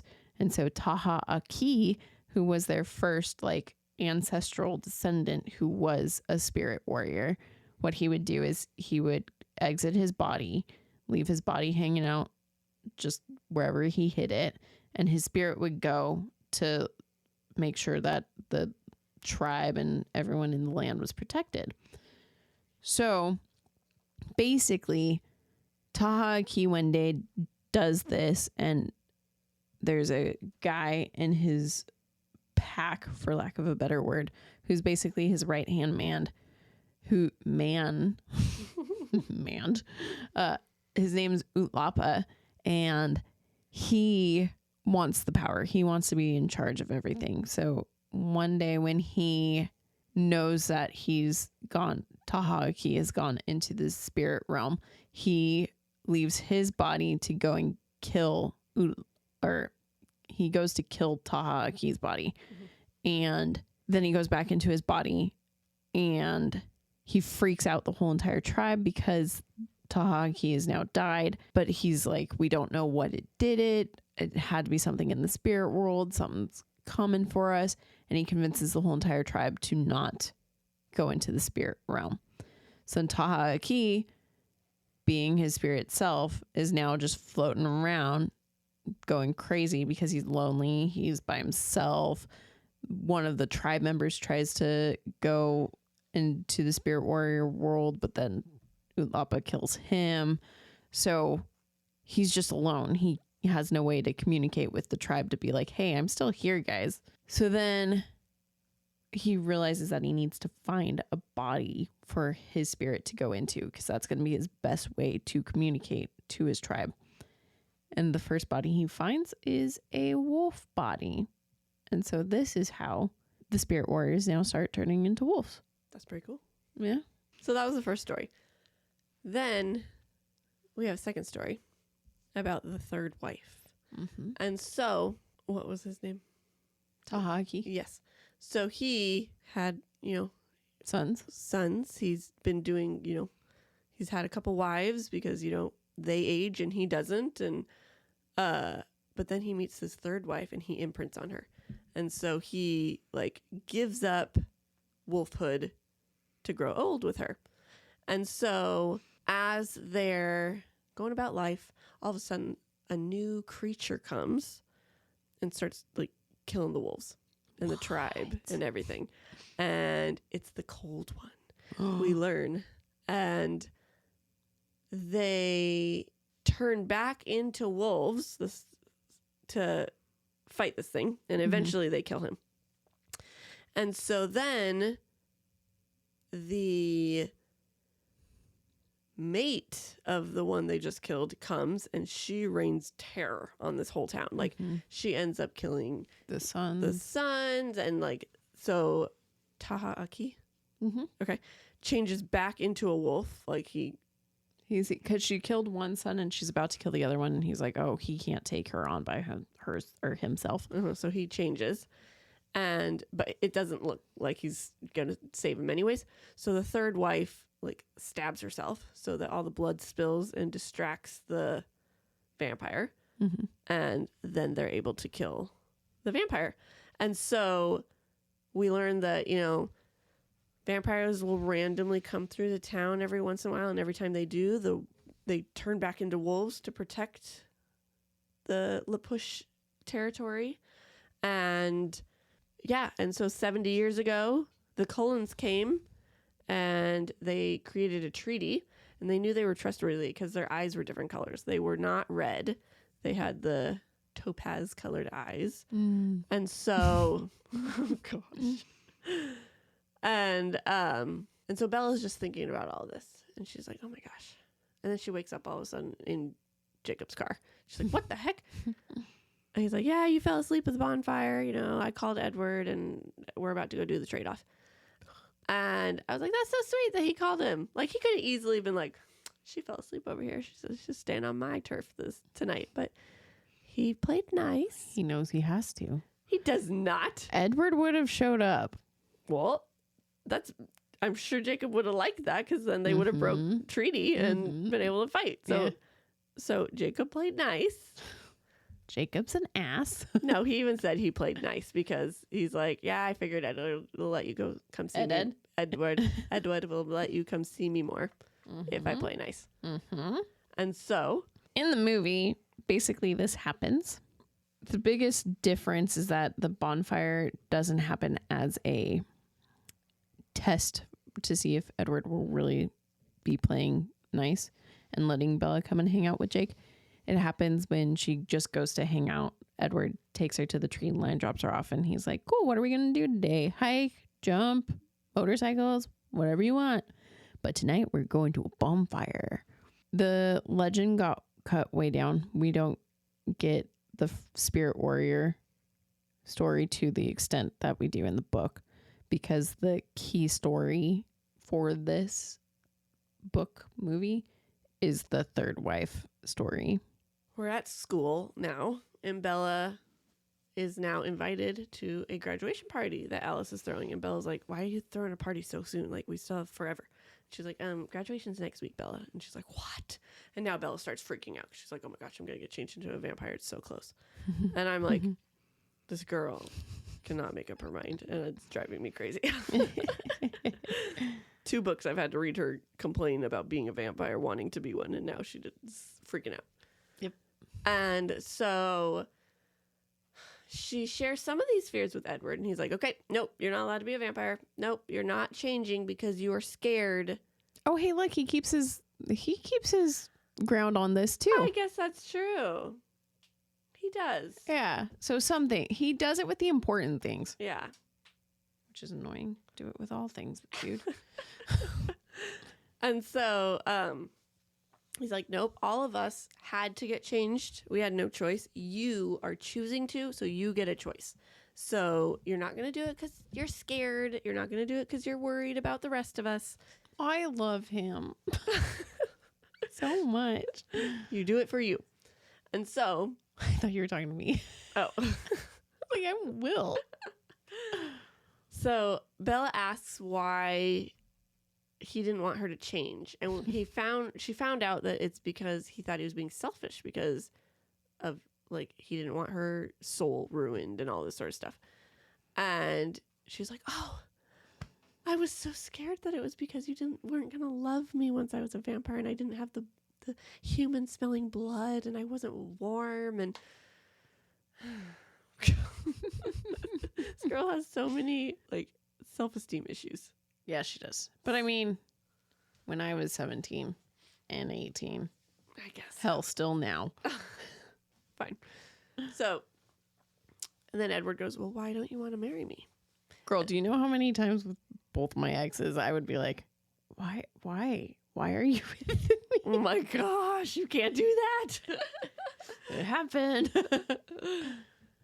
So, this is when Bella shares that girls who get married right out of high school are because they get knocked up. And So the talk that happened at the beginning of the movie Yes. has now happened. yes, right now. Okay, so Seattle is up to 38 murders in just a few months. So the police are like, oh my gosh, is it a serial killer? Is it just gangs? Like, they're all getting really worried. And the Cullens are now kind of freaking out because they're like, if we don't do anything, the Volturi are going to come. And then they're going to come check to see if Bella is changed yet. But they don't know what to do because Alice can't see anything happening. So they don't want to go in and be blindsided. So they're trying to figure it out. And this is when we learn about Jasper's backstory. And Jasper shows Bella his arms and he has bite marks all over him. So I have a question. Okay. Mm-hmm. Yeah. They wouldn't. It would. So, as we've learned that when you get bit, it's like fire, right? Yeah. Yeah. If you're already a vampire and you get bit, does it hurt too? No. It's just No. you got bit. It's just, yeah. And it doesn't heal. Mm-hmm. Okay. Which is confusing because one of the things that you find out in the short Second Life of Reed Tanner is one of the ways that Riley punishes the newborn vampires when they're going crazy is he rips their body limbs off because that hurts. But then all you have to do is lick it and put it back on and it'll go right back on. But then you have like a scar. Mm-hmm. Oh, nope. And then you have a scar. So nope, not confusing. Yep, that's exactly. Okay. Yeah. Oh, because of the venom. Yeah. Okay. Yeah. I was about to be like, and there's no scars. But then I You proved little myself just said wrong. it. Okay, that's kind of interesting.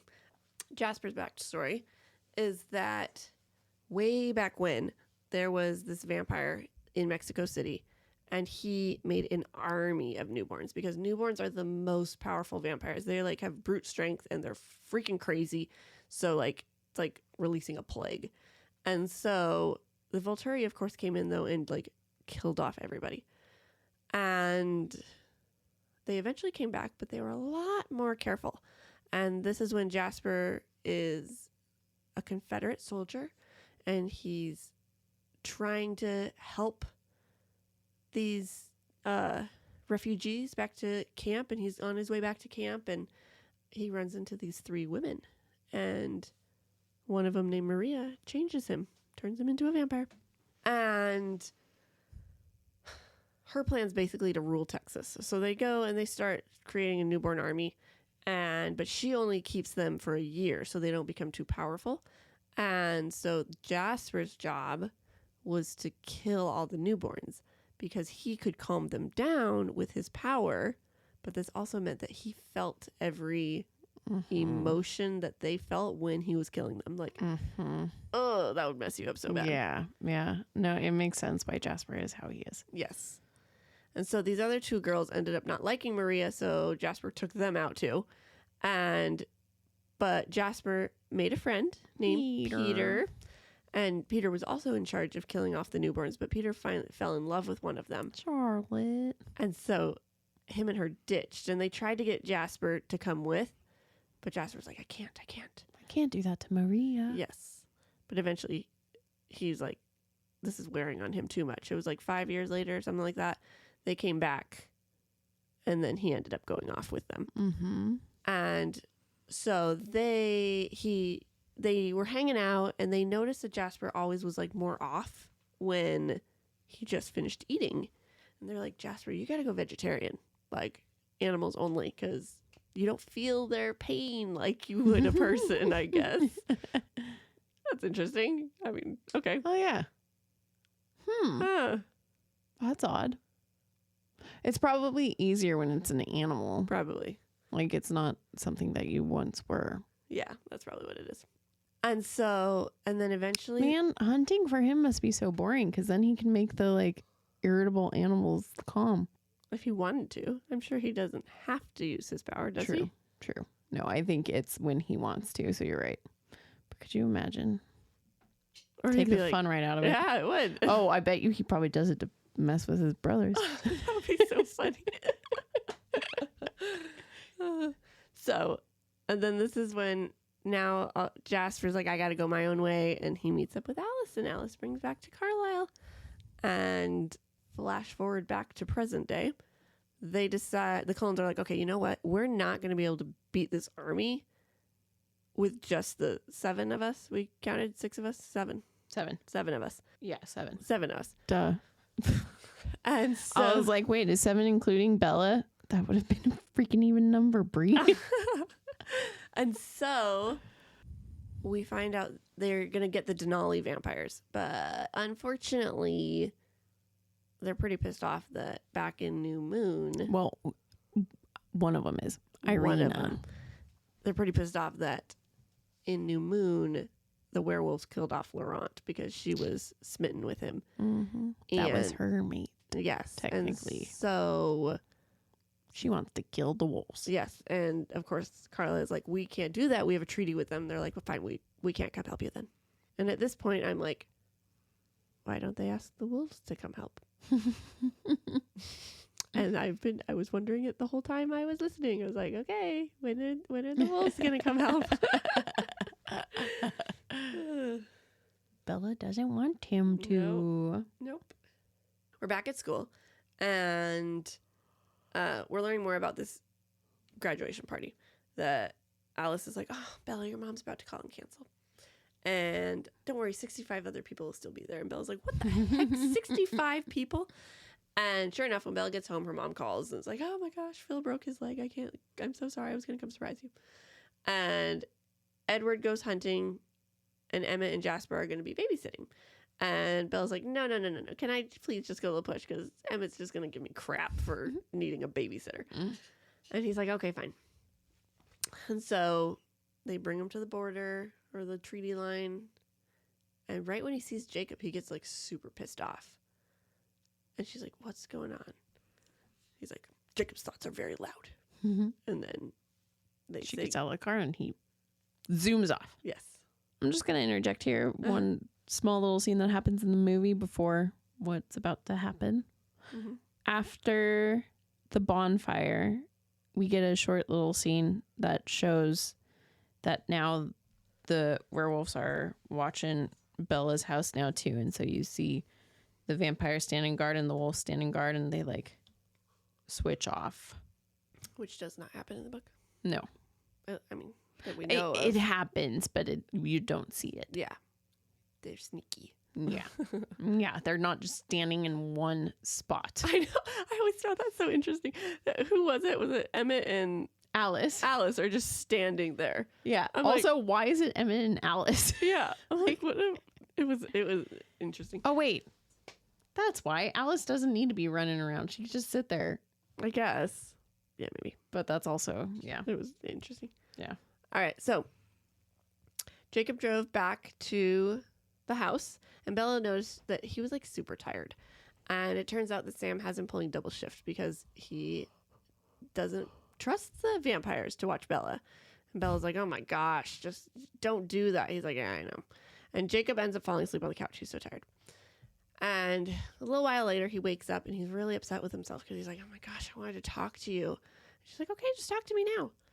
And he tells her that he loves her and he really wants her to pick him over Edward. I said it right that time. And the way he said it, okay, he just was like very respectful in this. Hold on, for my story. I know. The way he said it in this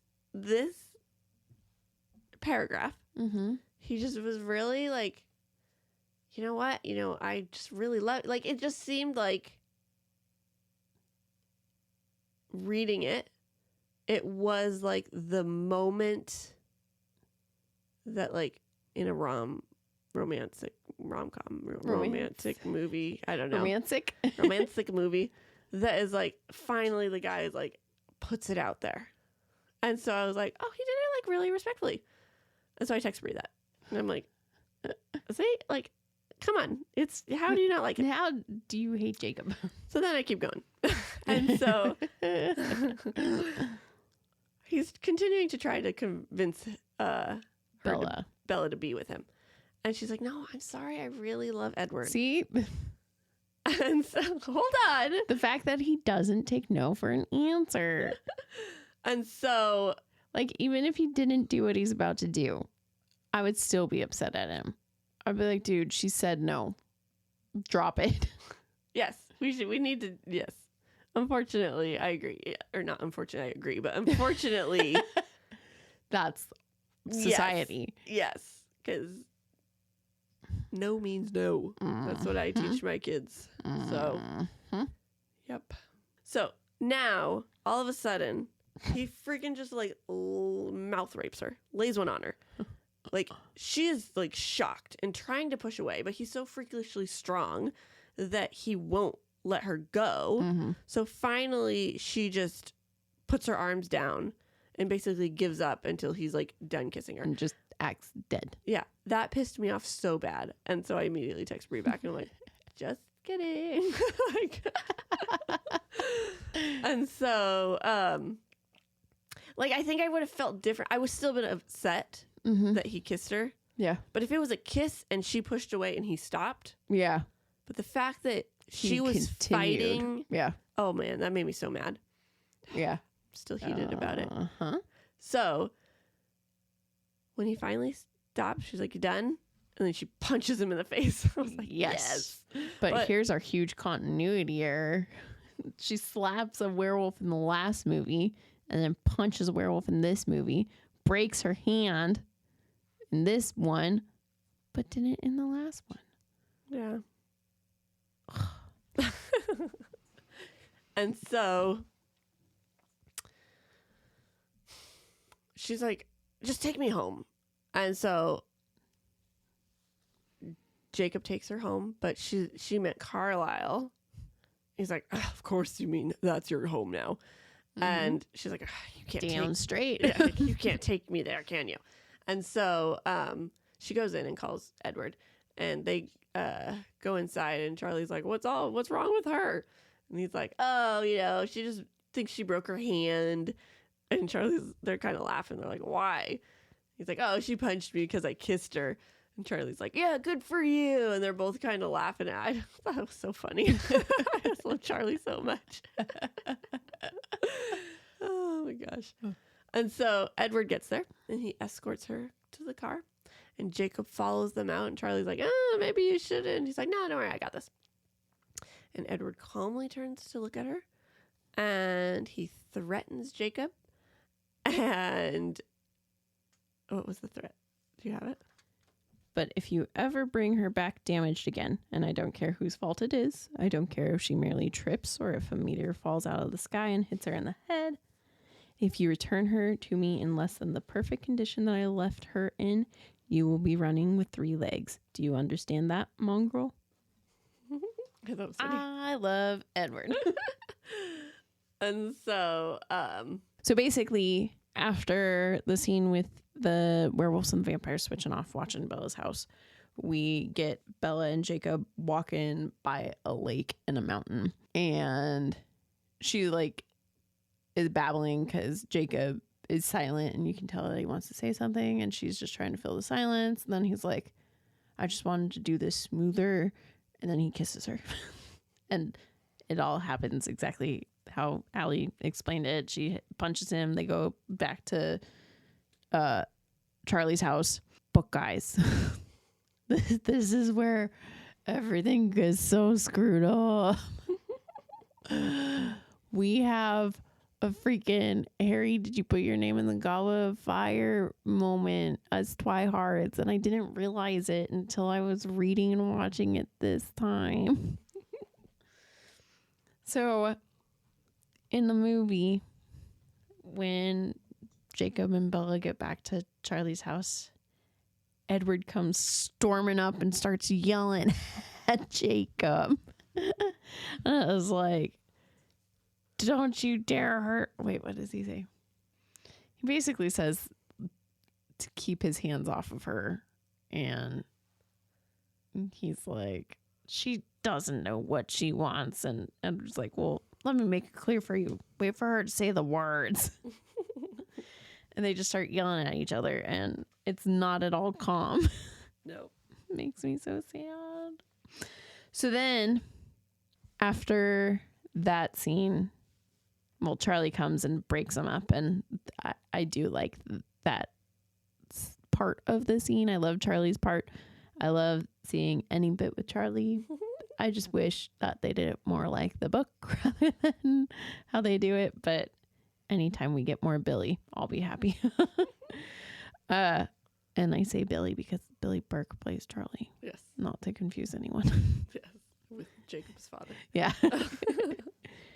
So then Edward takes Bella back to his house so that Carlo can look at her hand. And this is one of my favorite Emmett scenes. This is one of the things that I absolutely wanted in the movie. But I pulled up the line from the book. Mm-hmm. And this is, so far in every single movie, I've had I wish it was said like this in the book. And this is I wish it was said like this in the book. Oh. Because in the book, Emmett says, "Fall down again, Bella." In the movie, he says, "What, were you trying to walk and chew gum at the same time?" Which I think is hilarious. Because, like, Yeah. fall down again is so generic. And then Bella says, "I punched a werewolf in the face." And he's like, "Badass." And she's like, or he says, "You're going to be one tough newborn vampire." She's like, "I'll be tough enough to take you on." And I just love that scene. But then during the scene when Bella and Emmett are having their little banter, Rosalie gets angry and she storms off to like a balcony. And Bella sees her storm off. Then the guys start talking basically about the army that's happening in Seattle. So she goes out to check on Rosalie and is like, "What's going on?" And this is where we get Rosalie's backstory. The thing that Allie talked about eons ago. We're now getting right now. We're back at Bella's house. And Alice came over and she brought Bella In the book. in the book. And she brought she brought Bella a brand new graduation outfit. And Bella's like, "Ugh, my gosh, I knew exactly what I was going to wear. It was that red top, but it's missing."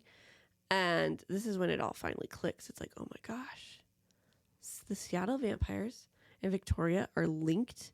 They stole my shirt to get my scent, and they're practicing to see if they could do this without tripping Alice's visions. And so she tells Alice this. And so Alice is like, "Oh my gosh." She's like, "But we can't tell Edward. He'll freak out."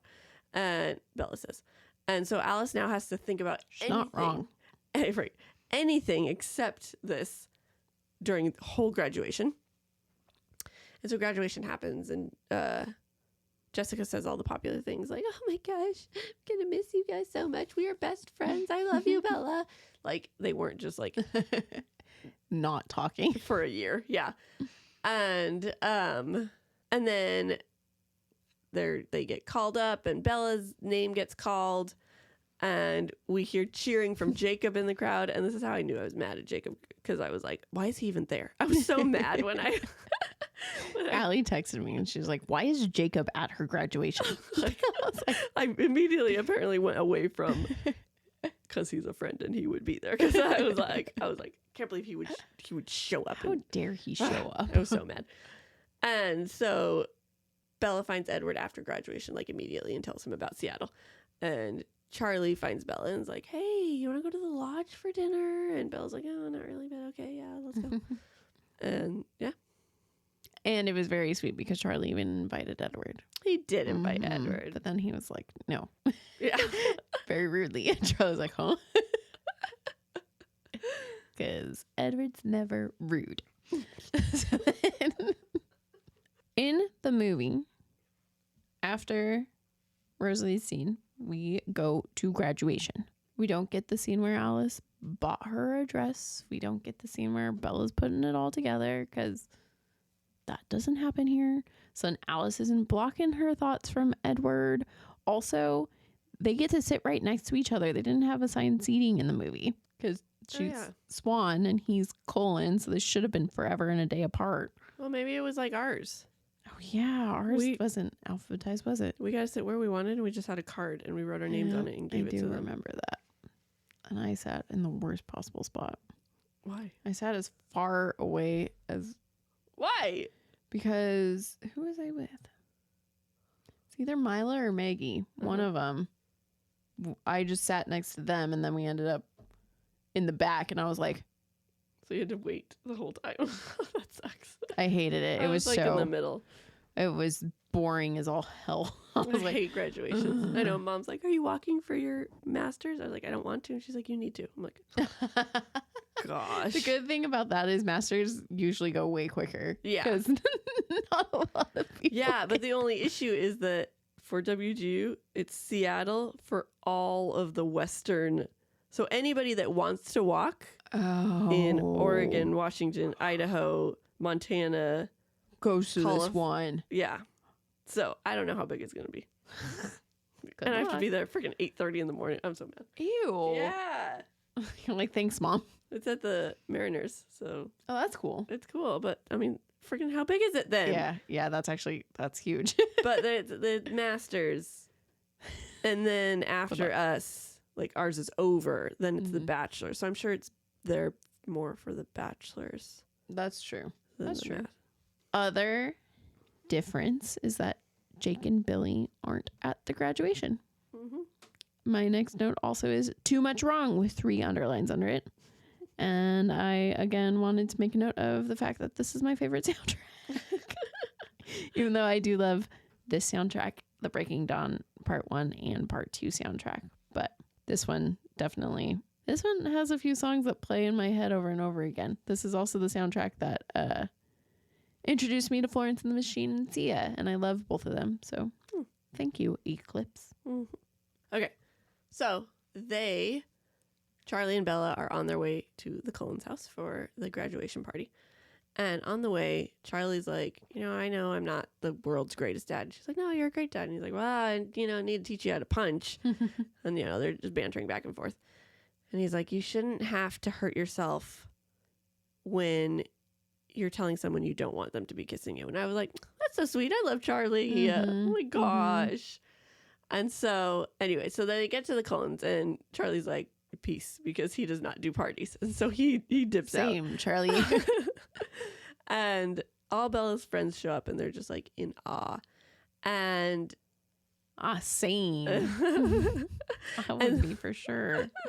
And so the party's going. And then all of a sudden Alice looks terrified. And she goes and runs and finds Carlisle and Edward. And Bella's like, what the heck is happening? She's like, oh, just so you know, the dogs are here. And so she goes and sure enough, there's Jacob, because Bella had invited Jacob, but then Before the kiss. before the kiss, then she punched him. And this was another thing that was on my list of things that I needed in the movie.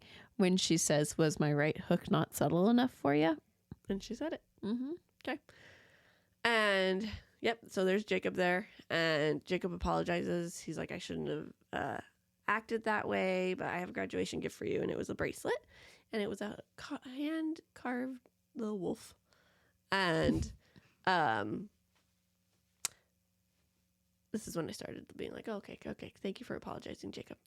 So I started going back on his side again, and I wasn't as mad at him. Oh my gosh.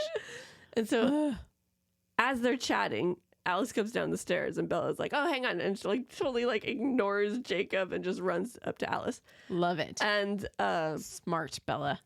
turns out that the Seattle vampires are coming to Forks. And Jacob, with his werewolf hearing, hears this. And he's like, what? Tell me what's going on. And at first, Alice is like, no. But then she's like, okay. And she tells him everything. And Jacob's like, all right, we're in. And they're like actually smiling, excited, happy with each other, which was super weird, but super cute to see. Mm-hmm. Or imagine, I guess. And because that did not happen. Nope. And so then Jasper's like, here, we're training at 3 a.m. Come to this location. Yes. So the graduation scene happens. Actually, I have no notes. Yeah, no notes. Okay. So, all right, let's go. So Bella, this is when I really started noticing that Bella is so bossy and such a little bully, because Yeah. it is 3 a.m, right? She's been up for whoever knows how long, because she's already freaking out that Jacob's gonna now be fighting too. Mm-hmm. And Edward's like, you should sleep. yeah, you need to sleep. And she's like, no, take me to the clearing. And he's like, oh my gosh. Okay, so he takes her. And He's so like, you could still take a nap and I'll take you. And she's like, no, yeah. take me. And so they get there and they meet all the Cullens, and then the werewolves show up, but they stay in the shadows. Like, you can see their little glistening eyes. And Bella's like, holy crap, there's a bunch of them now. And Jasper's then explaining that Newmore vampires need to get bit from the side or attacked from the side, because well, I'm thinking a werewolf come biting your side off.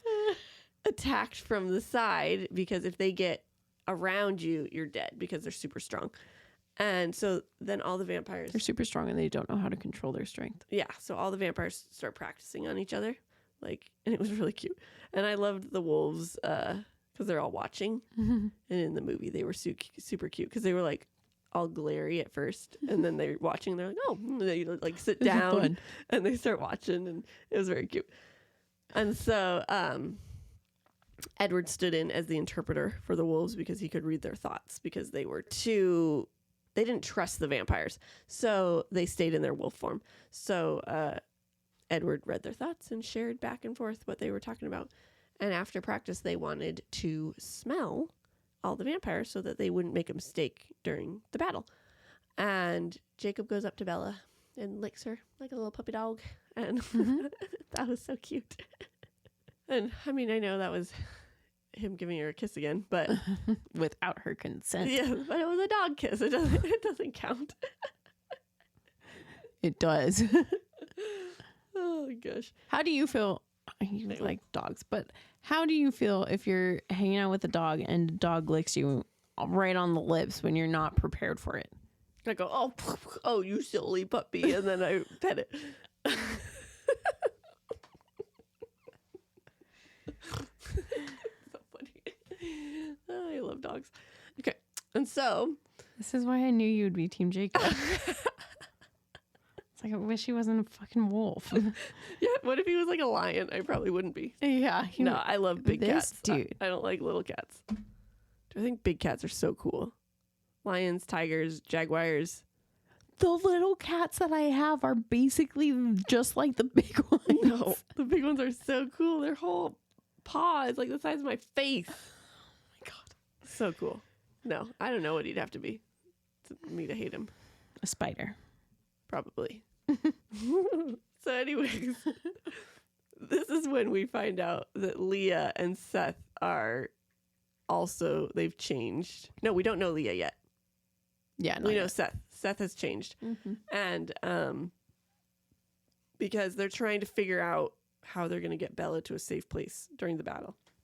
And Yes. so they do an experiment where Bella and Jacob, Jacob holds Bella and they walk through the forest, and the vampires couldn't smell Bella. They only smelled werewolf.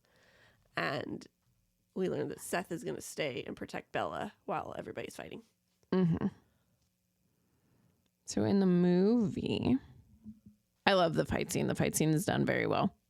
It's one of my favorite scenes in the movie.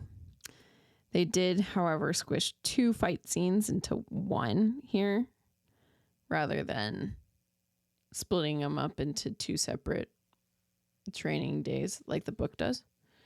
And after the fight scene is when we finally get Jasper's backstory.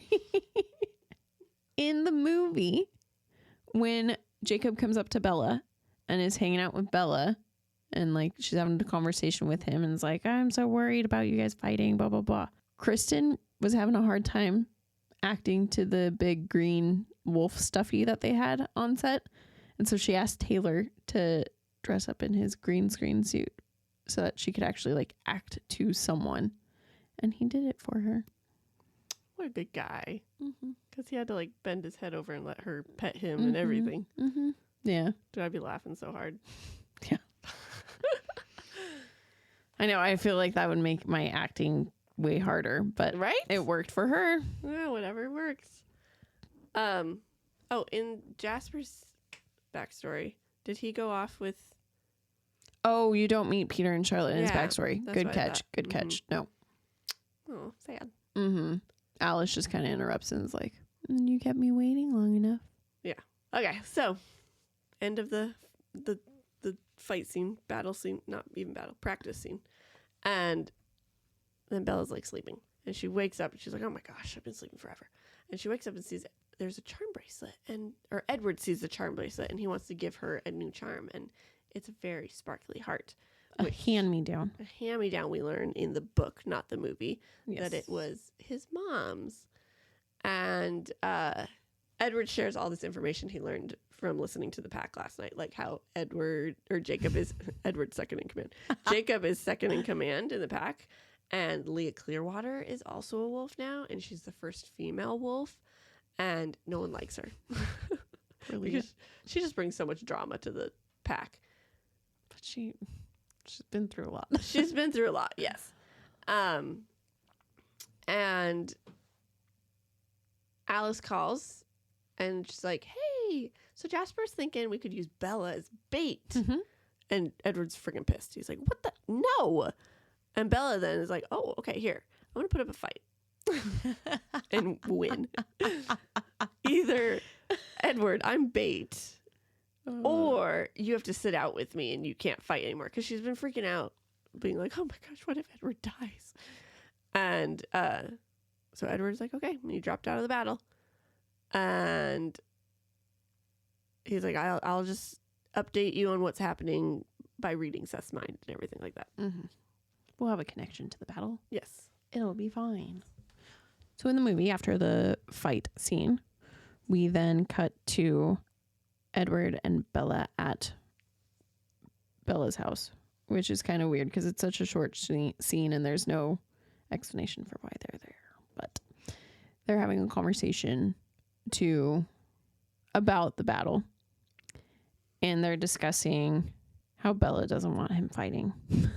And he's like, no, it's going to be a piece of cake. And she's like, it's either too easy that you're sidelined or it's so dangerous that I need to be there. I can't remember her argument exactly in the movie. It's different from the book. It's kind of dumber in the movie. And then basically she tricks him into getting her way. Again. Bella goes to Edward's house. Oh, wait. Okay. No. Because then now in the movie, what they were doing at Bella's house was getting ready to go take her to the clearing where the battle's going to be so that Jacob can come and they can test to see if Jacob sent masks Bella's sent, which that's already happened. Yes. In the book. So in the movie, when they get to the clearing, Jacob comes into the clearing and right off the bat is like, you're not fighting now, to Edward. And I'm like, how the hell did he know? He can't read minds. What? Makes no sense. Mm-hmm. And then when Jacob is carrying Bella through the woods here to see if his scent masks her scent, this is where we get basically all of the information that Edward just gave to Bella in the book. Instead, it's coming from Jacob to Bella directly. So Bella now goes to Edward's house because all the other vampires are off hunting, getting ready for the fight, the battle. And they're talking about working on their compromise for Bella getting changed. And Edward added to marriage, he also wants her to do a year of college. And she's like, okay, well, I want to have sex with you. And so Same. And so he's like, no. But she begins like pimping herself out, saying, you know what? I'll marry you. I will let you pay for my school. You can get me a new car. You can do whatever you want, Edward. Just, This is the one human experience I want. do me. And so,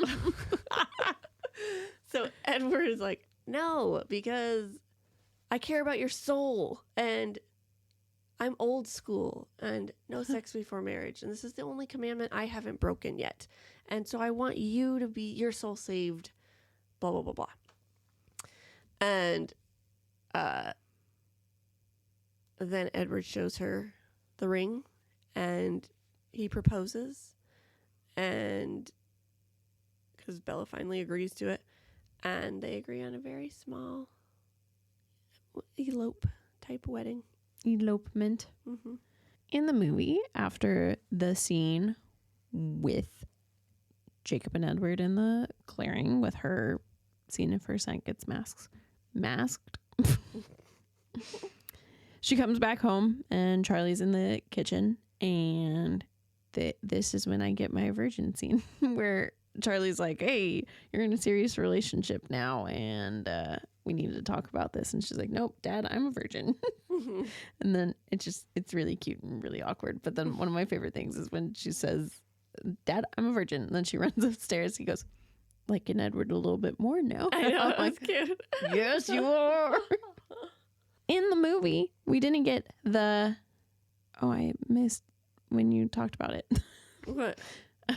Telling one of my scenes that I wanted in the movie. Oh. So we didn't get Alice kidnapping Bella, but we got the make out from that scene when Edward was convincing her that the bed was nice to have in there.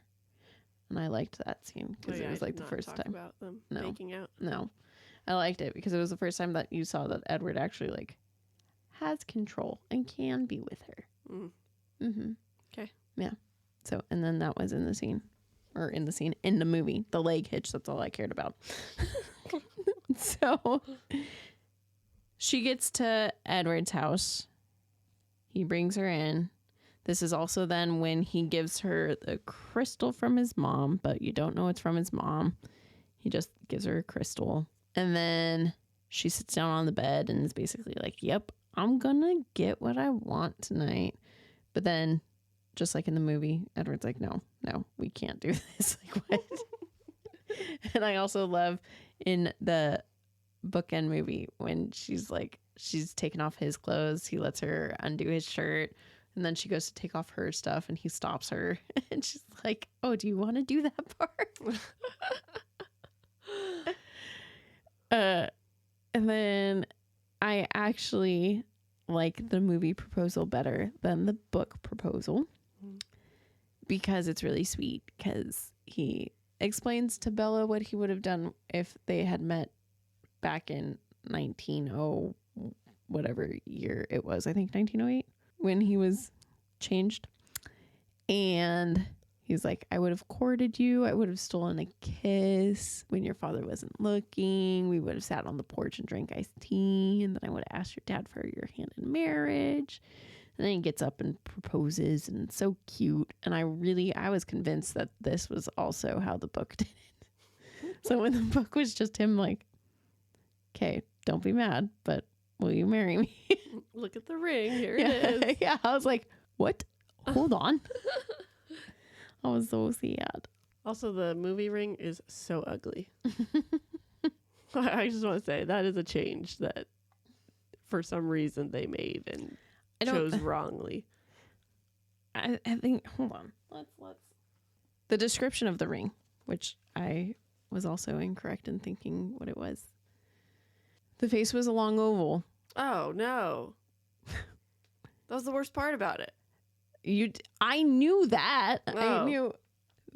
But it took up her whole finger. Uh-huh. Oh, I didn't realize that. And then, just wait. Set with slanting rows of glittering round stones. So it matched. It's exactly how the book describes it. Oh, man. It's so ugly. What's funny is in my head, I saw an oval, but I saw a diamond in the middle of it with a bunch of diamonds around it. So then reading this just now, I'm like, wait a minute. Oh. They matched it. They matched it perfectly. So it's the same. Yeah. Well, the band was ugly. gold, delicate, and narrow. It's so ugly. I'm sorry. I would not want a giant freaking... The gold made a fragile web around the diamonds. Yeah, it's perfect.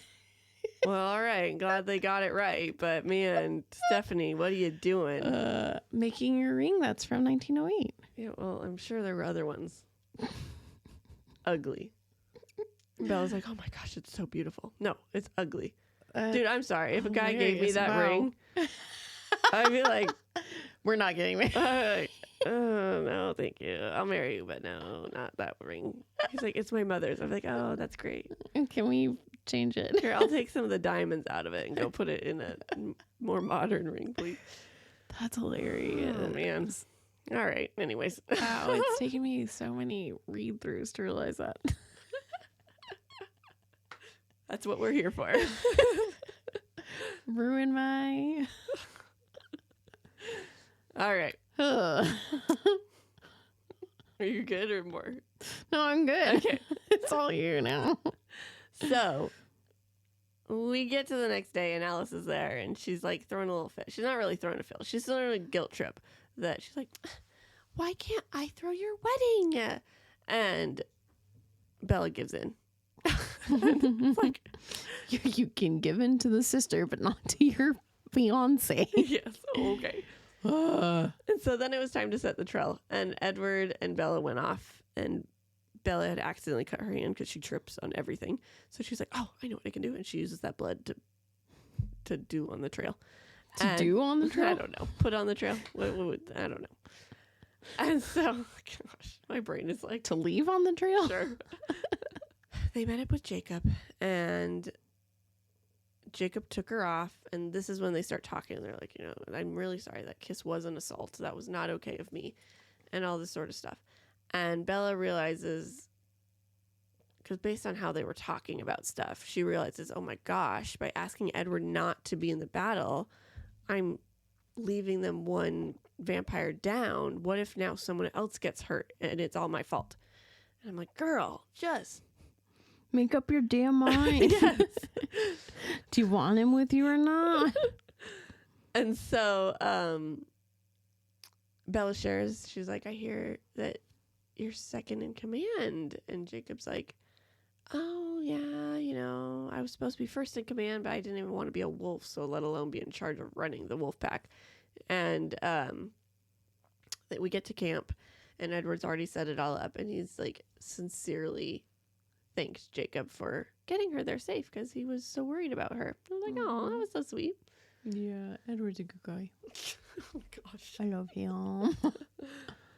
And so, in the movie, after the proposal, we see Bella and Edward,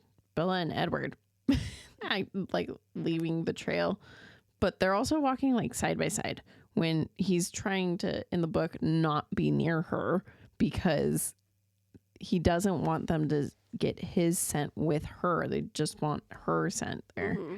But they're right next to each other in the movie. And then she purposefully cuts her finger so that she can leave the blood everywhere. And she's like, if this is the only thing I can do, I just want to be thorough. Whatever. So then Jacob takes her and runs with her. Oh, actually, before Jacob's running with her through the mountains, Edward calls Bella like Miss I almost said Miss One. She is Miss One, Miss Cullen, or future Miss Cullen, whatever.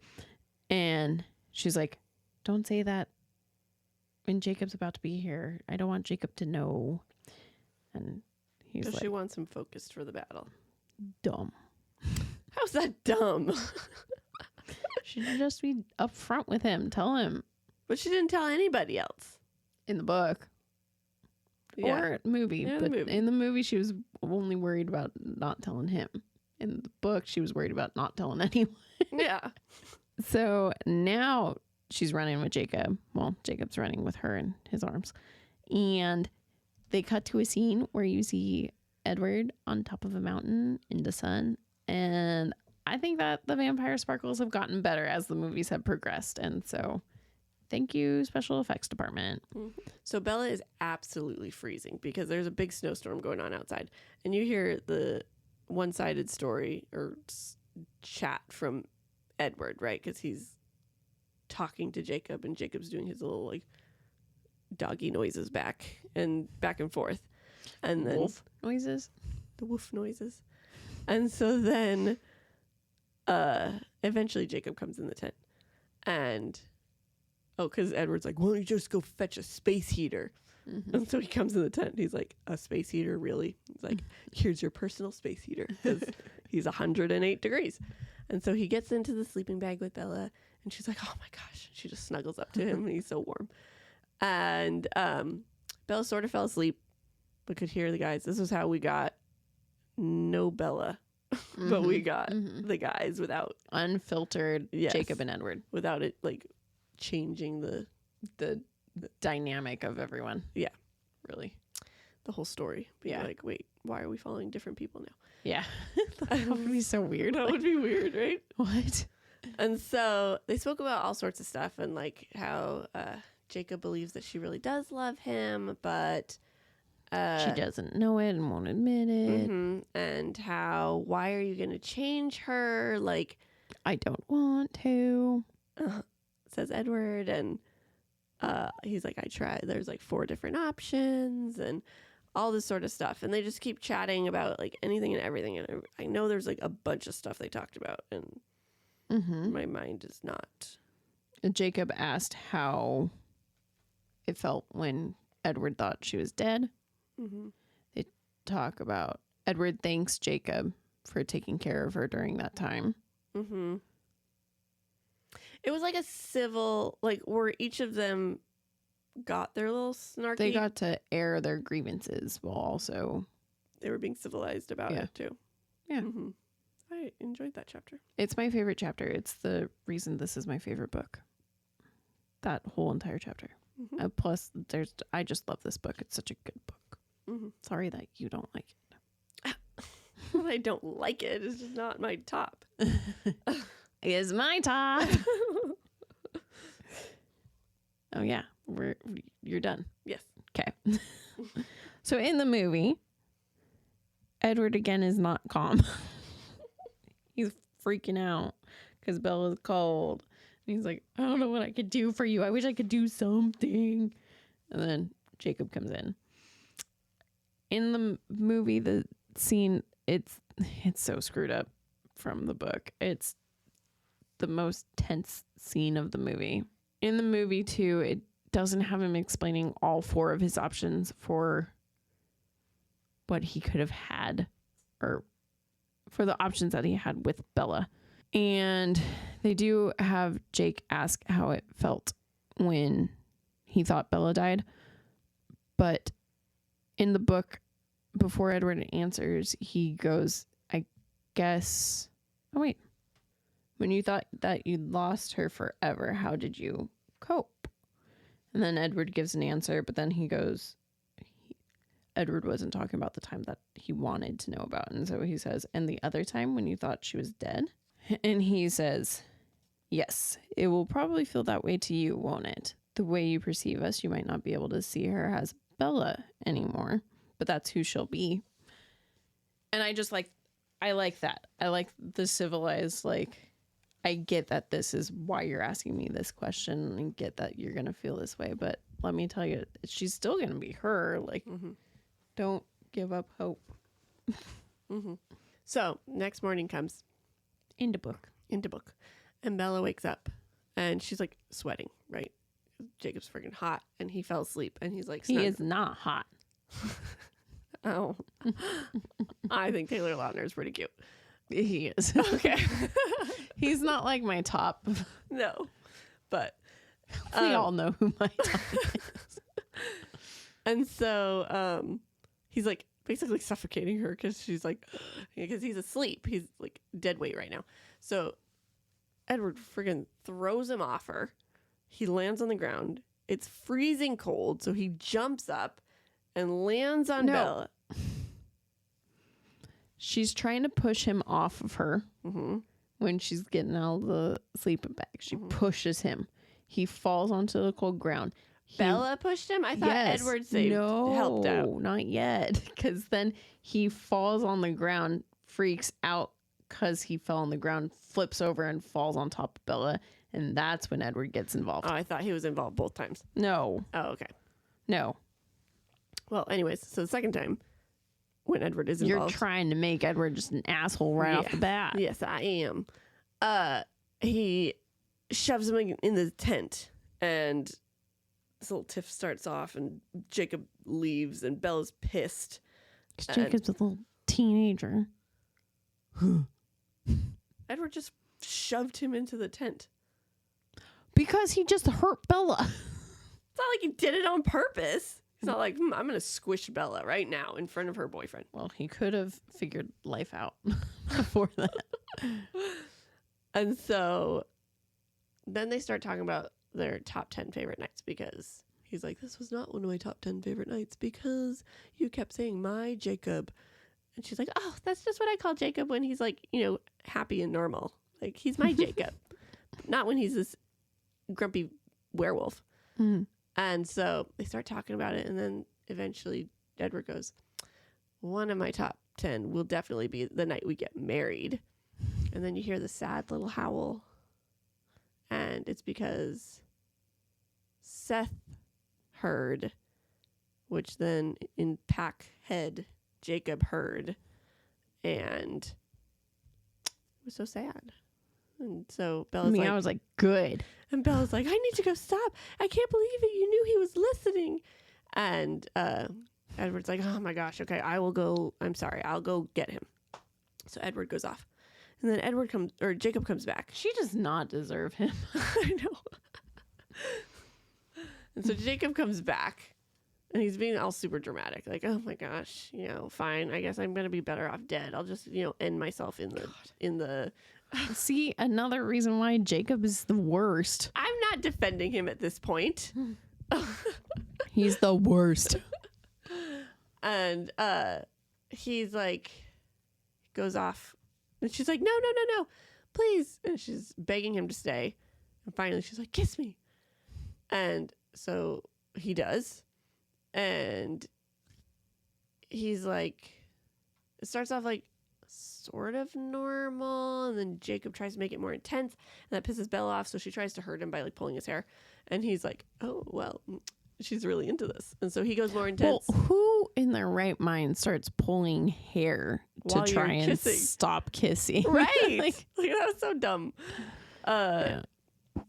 And so, but then all of a sudden it's like, oh my gosh. Bella realizes, I see a life with Jacob. And I see kids. And I see us growing old together. And oh my gosh, I do love him. And then all of a sudden Jacob's like, I gotta go to battle. Battle's starting. Peace. Thanks. Deuces. Got my action. That's all I wanted. Okay. In the movie, I'm really bummed because they don't do their top 10 favorite nights. So that makes me sad. I liked that scene in the book. It's one of my favorites too. My next note says, I'm so confused how to take notes.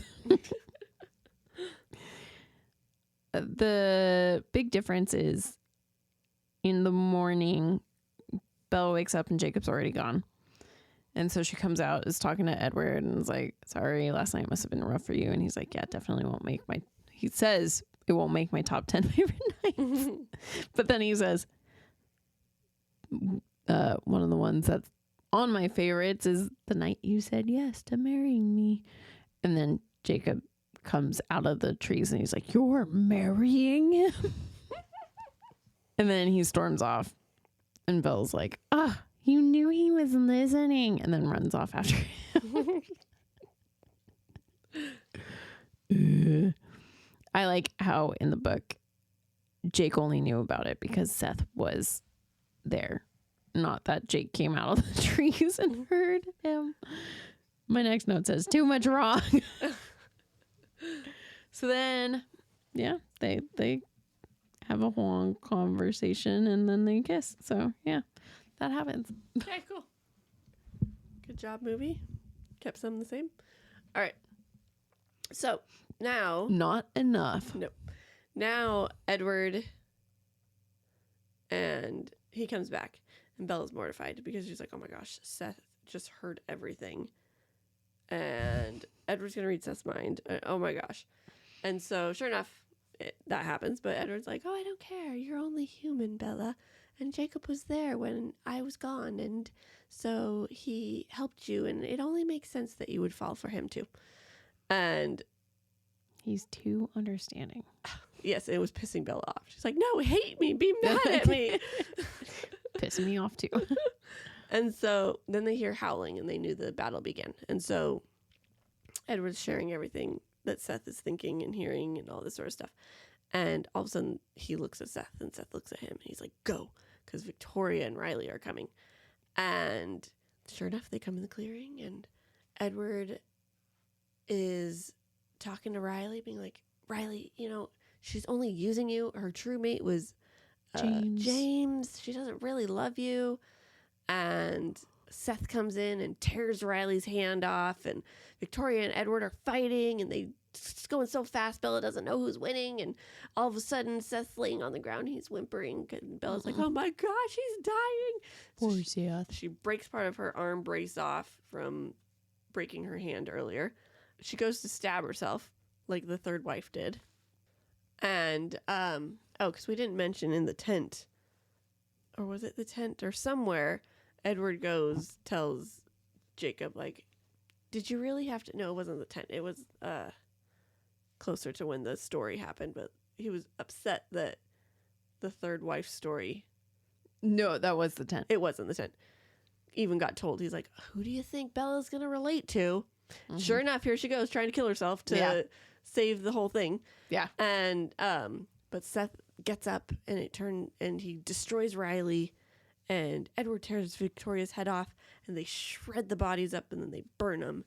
And Edward's like, what the heck? Well, first he's worried because he's like, oh my gosh, Bella's gonna be so scared of me. And she's like, thank you for like saving my life. She was gonna kill me. Yes. And then he gets mad at her. He's like, why would you go and almost kill yourself? Like, what were you thinking? So in the movie, after Bella and Jacob kiss, she comes back and is like, I'm so sorry, Edward. I don't know. Or she says something stupid. And Edward's like, yeah, I know. Jacob's thoughts are pretty loud. I'm like, no, you're supposed to know this because of Seth.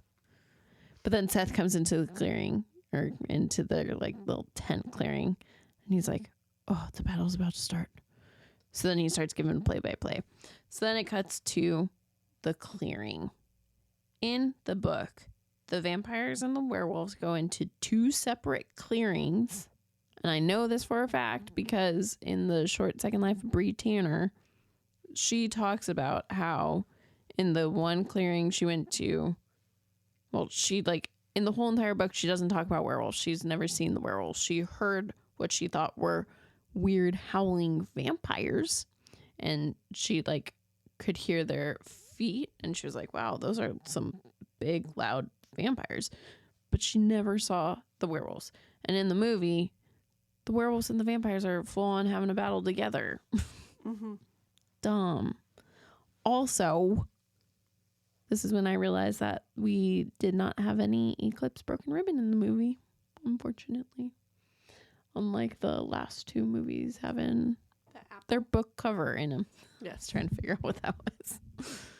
In the movie, during the fight with Edward, Seth, Victoria, Riley, Seth doesn't end up faking being hurt. But what happens is he gets like thrown over what looks like an edge. So then Edward is taking on 2 vampires, and then he gets to be in a precarious situation. So then Bella finds a rock and cuts herself down her arm and makes herself bleed hardcore. In the book, she does not actually cut herself. But I'm glad at least, she was smart, and like the third wife. I don't understand why the third wife had to kill herself either. I know. Kristen said this too in the commentary, and she was like, why would you just kill yourself? You could have just like cut a little bit. I don't know. She was in the moment. Yeah, she was in the moment. And I also think, I'm pretty sure Taha Aki had just died, and the son is who ends up killing the vampire. So she was probably like, well, whatever. Just off myself. My lover's not here. Look at everyone in these stories. Oh my gosh. Seriously. It's not that bad, guys. Okay, so Alice says there's a problem. Well, first we hear this howling, and Bella's like, what the heck's happening? What's happening? And Edward's keeping something from her. Doesn't want to tell her. And so they go to the clearing, and Alice is like, the Volturi are coming, and the werewolves cannot be here because they will kill us all. And so we see, though, that Jacob is super hurt. Like we find out that he has all his bones on one side of his body are broken because he had to freaking save Leah, who tried to take on a vampire by herself and all this sort of stuff. And Bella noticed that one of the vampires are still there, and she's confused. And Carlisle's like, we're going to invite her to join us. She's surrendered and all this sort of stuff. But she's freaking out at Bella's smell. She's like, oh my gosh, she just smells so good. How can you handle this?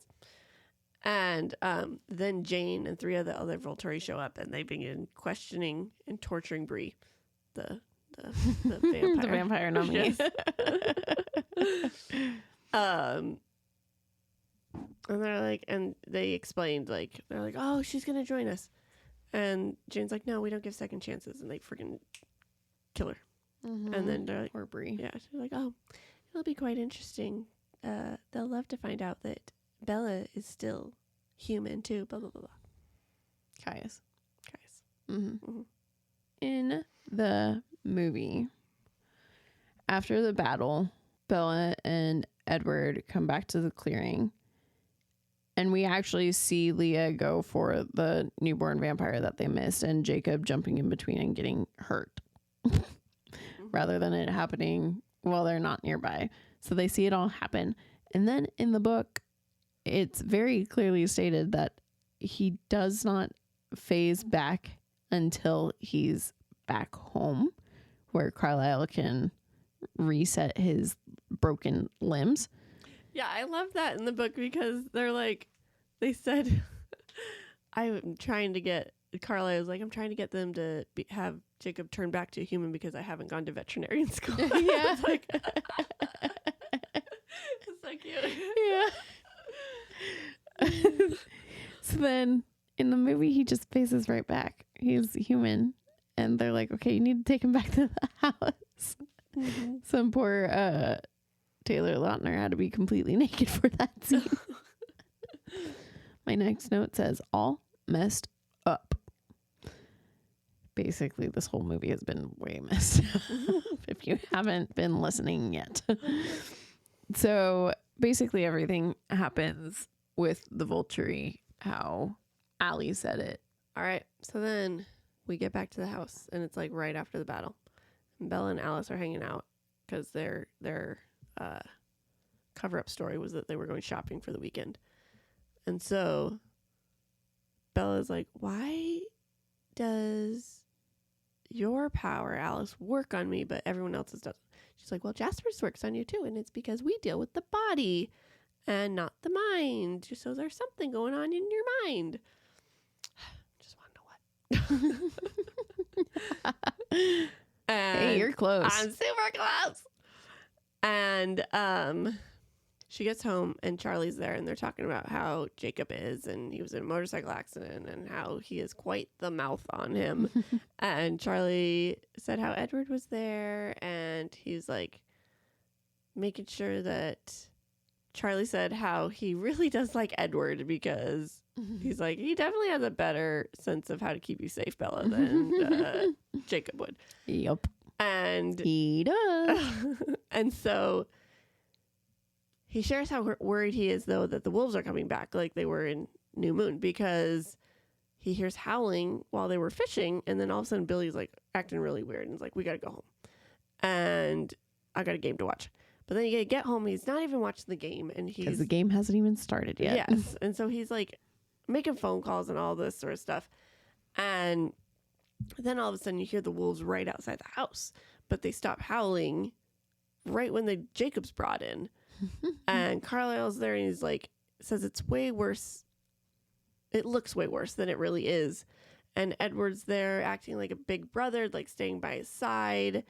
And with all of this commotion, Charlie just is like, Bella, I'm really worried. I don't know, I'm superstitious or whatever, but I feel like you might be running off with Edward soon. And I would just love you to tell me in advance if this happens. This doesn't happen in the movie.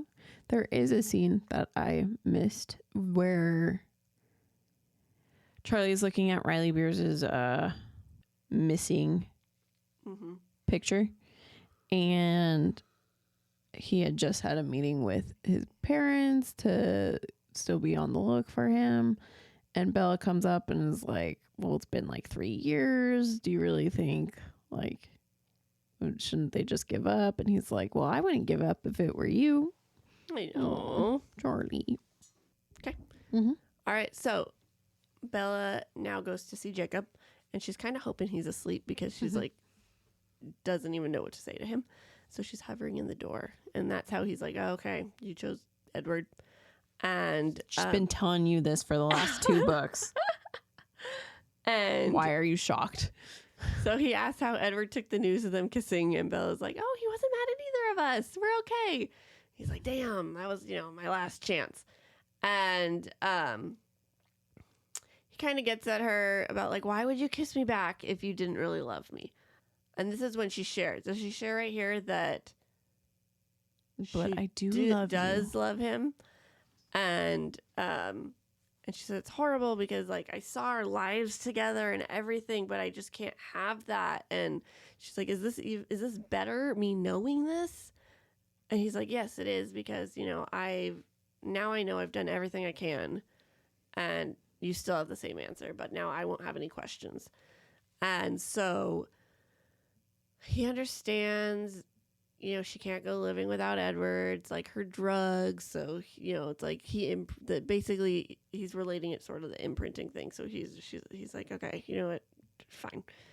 And so he relates to the King Solomon story about how there was 2 women fighting over a baby, and King Solomon's like, I'll just chop the baby in half and you each can have some.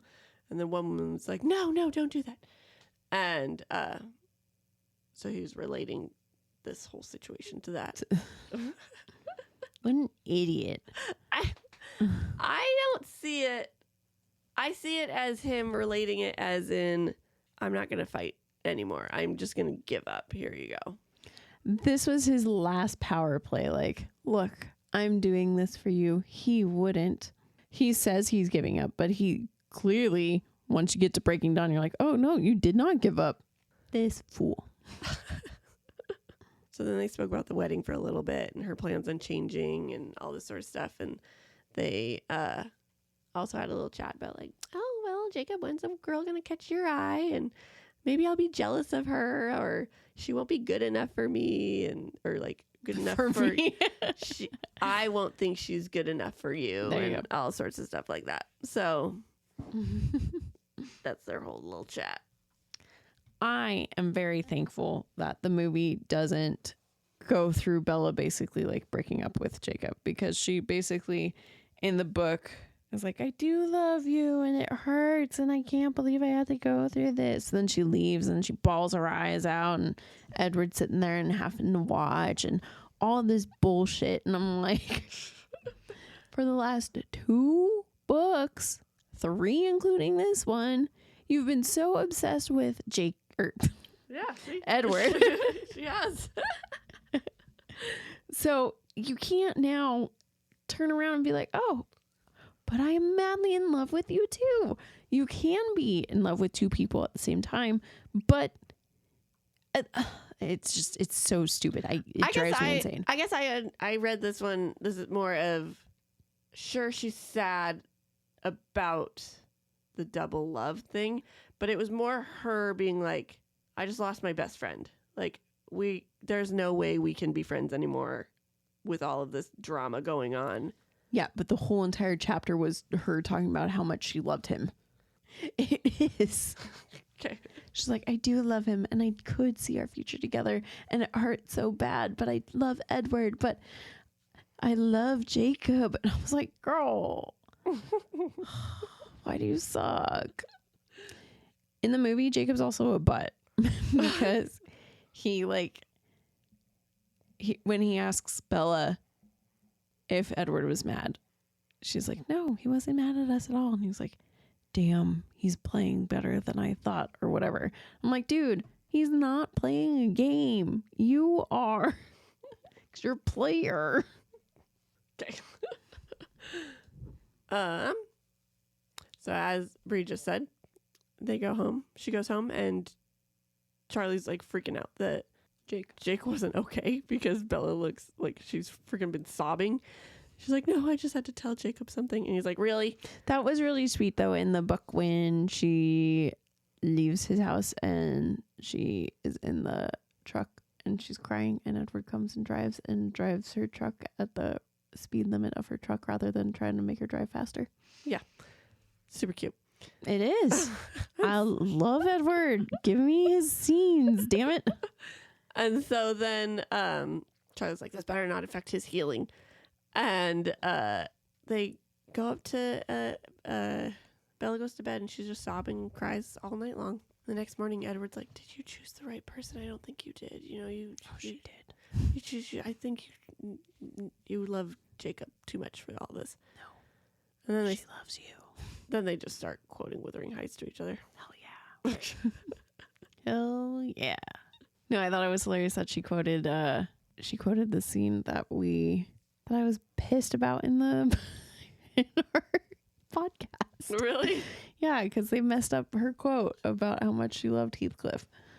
Well, maybe that's why you were mad about that. That's her probably. Quotes it in my favorite book. How dare you guys not even quote it proper? So then we jump to Alice showing Bella her wedding dress. It's very 18th century, just like Edward. And Bella loves it so much. And so you talk about the ground rules, like Bella gets the vetoes she wants for the invite list. If Alice goes too crazy, Bella will hate her forever. And the date will be August 13th because that's 1 month before she turns whatever. 19. Thank you. 19. And so then they go to the meadow and her and Edward, they're talking and he's like, why do you finally agree to a large wedding? She's like, oh, I've been thinking, I think Charlie and my mom and friends, they all deserve some type of closure because they're never going to see me again, or at least, not the same. Mm-hmm. And Edward's like, okay, deal's off, let's do it. He tries to, have sex with her. And Bella's like, what the? No! Like, my gosh. Girl, Mr. Chance. And she's like, no, you can't just back out on this. And he's like, well, I want you to do the wedding because you want to do the wedding. And she's like, I will never want to do the wedding. So this is the best you're getting. Yes. And so he puts the ring on her. He's like, it will stay there forever. Hell yeah, it will. In the movie, after the scene with Bella and Jake, it cuts to Bella and Edward in the meadow. We get them in the meadow again. And Edward's just like, so you're okay with the big wedding and you're going to let Alice be in charge of the What? It literally, The line says, you're going to let Alice be in charge of the wedding, the guest list, the reception, everything that she just said. That she doesn't want her to be in charge of. Oh my gosh. I only just got that. And basically then Bella comes up with this stupid like speech about how she never fit in, but now that she's with him, she fits in and it's perfect and she was meant to be a vampire. The only thing that I'm glad about in this scene is she then says that they're going to have to do something dangerous. They're going to have to tell Charlie. And it's a good thing he's bulletproof. Mm-hmm. Edward, not Charlie. Yes. That was cute. Yeah. And that's the end of the movie. Yep. And then it goes into one of my favorite songs. I'm all yours. It's actually called Eclipse. Cute. Mm-hmm. But there's one more chapter of the book. And this is now Jacob's thoughts. So, me being an audiobook reader, having a female reader this whole time, and then all of a sudden a male reader. Like, what the okay. And so I'm listening. And it's Jacob. And he's sitting somewhere alone. And he's just pissed off because, Bella's getting married. And Leah comes up and he's like, can you just shut up? Like, we're tired of hearing about Bella. And then he jabs at her saying, well, we're tired of hearing about you and Sam. And she's like, low blow. And she like goes away. And Jacob's just mad. And he goes back to his house. And He's mad because she faced and now he can't. oh yeah, because he'll hear all her thoughts. So now he has to just walk and be in this pain. And he goes to his house and Billy hands him a wedding invitation. And it has a note from Edward saying that Bella didn't want to send this to you because she didn't want you to feel obligated. You had to come and be awkward. But if it was reversed, I would want to be able to choose if I wanted to come. And thank you for letting me have her. I will take great care of her. Aww. And then Jacob turns into wolf and goes running. And the other pack tries to stop him. But Sam's like, nope, let him go. And this is where I'm like, oh, crap. Because I finally, being from Jacob's point of view, is like, oh, I see now the true love this whole time. But reading it from Bella's point of view, and I was thoroughly like, is it because the audiobook reader screwed it up? Or is it because it's from Bella's point of view? And I think we agreed that it's because Bella's point of view. Bella's point of view, for sure. And so, Heck, even Robin Kristen said it. yeah. But I really liked Jacob's story. Like, I like reading into it. It made me sad, though, because he's like, I like it because you get him, he's so much more punky. I just love his punk attitude. Nope. He's the bad boy. No. Not at all.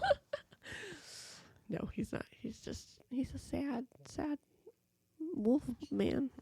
He won't be for long. That was it. We did it, you guys. We did it. Woohoo.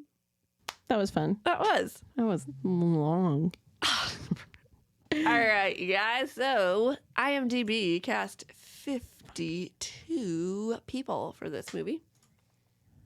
And we know a lot of them. So we're going to pick and choose which ones best go with this movie. I made it sound like we know them.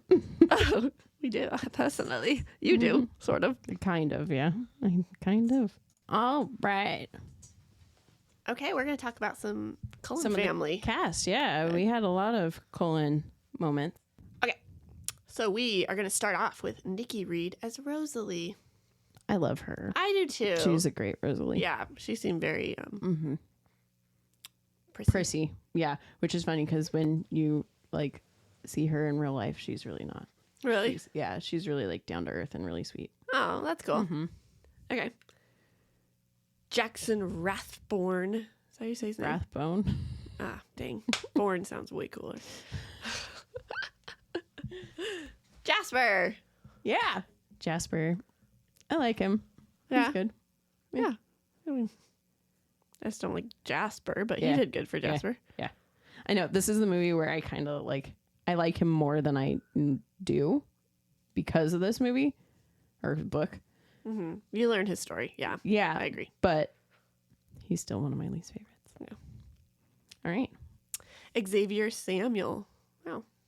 Played Riley. Yep. Why did you say, oh? Samuel is a last name. I've never heard that as a last name I know, before. right? Yeah. He did good. Yeah, Riley. He was good. Yeah. I'm glad that they gave him actual, like, scenes. Right. It was fun watching the behind the scenes. Yeah. Yeah. I liked it. It was good. I'm glad they did it. Yeah. Judelle Ferdland. Played Bree Tanner. I love her. The character or her? The actress?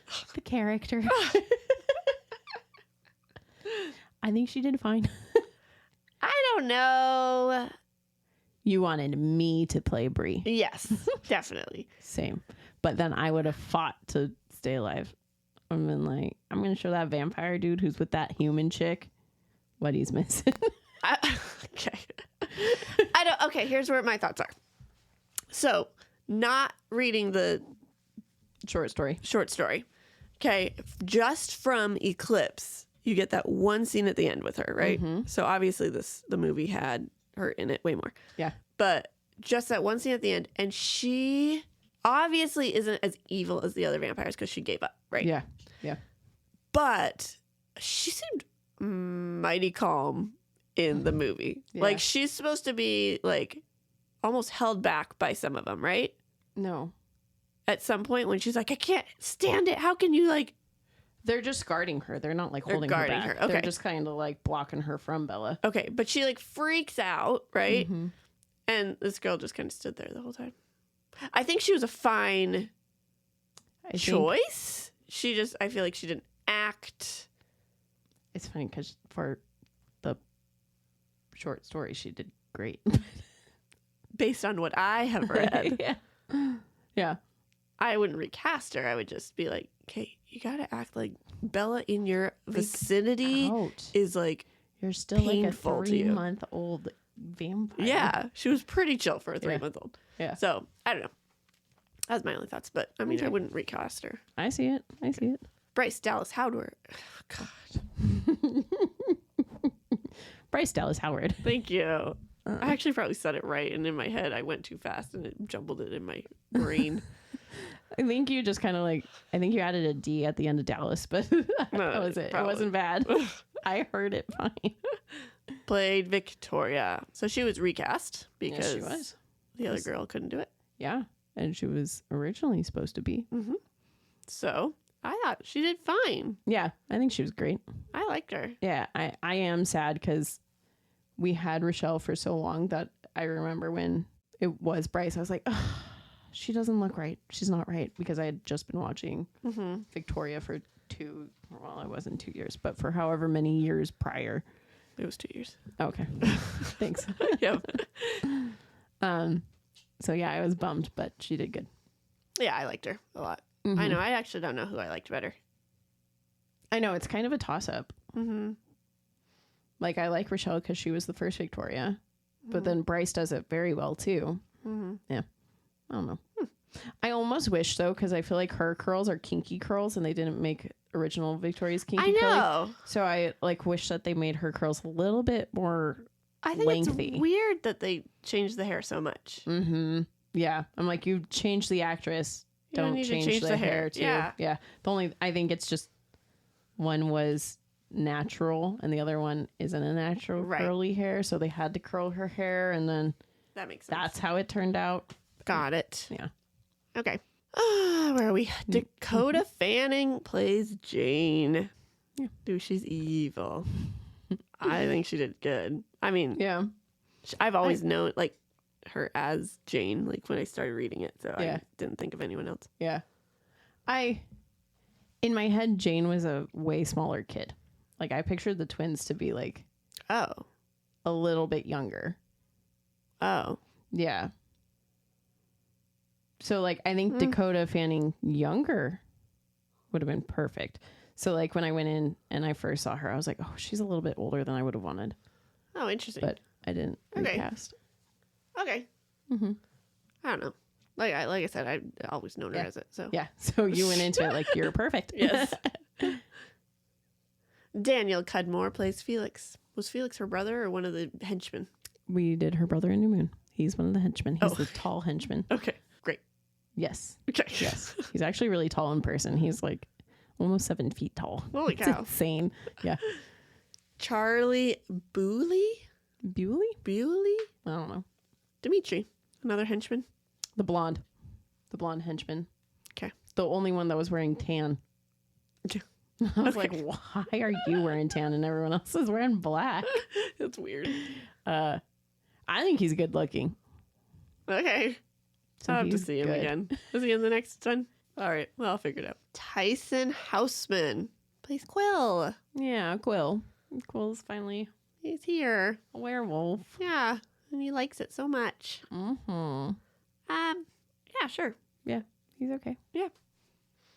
Kiowa Gordon Yep. plays Embry.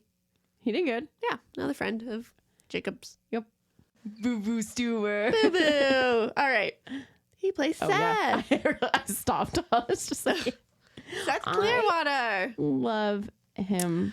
My so gosh, much. me too. So Boo Boo was my first celebrity encounter. Ever? Ever. Oh.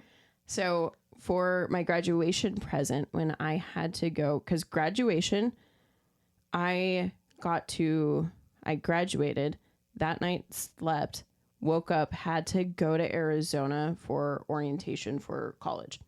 And like me and Mom drove down. So like we hit a few stops along the way.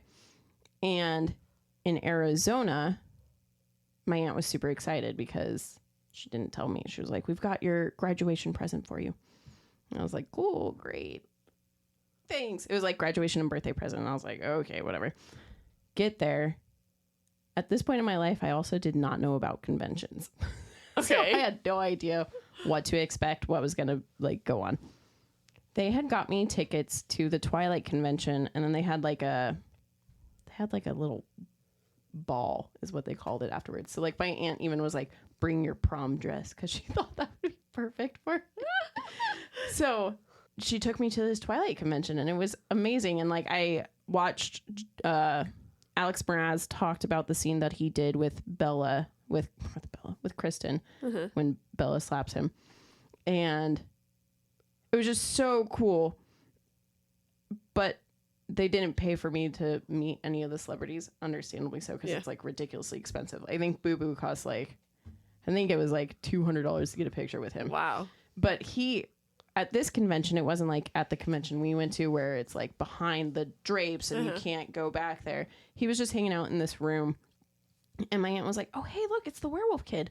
And I was like, oh, that's so cool. And she's like, do you want to meet him? And I was like, it's going to cost money. And she's like, no, let's go ask.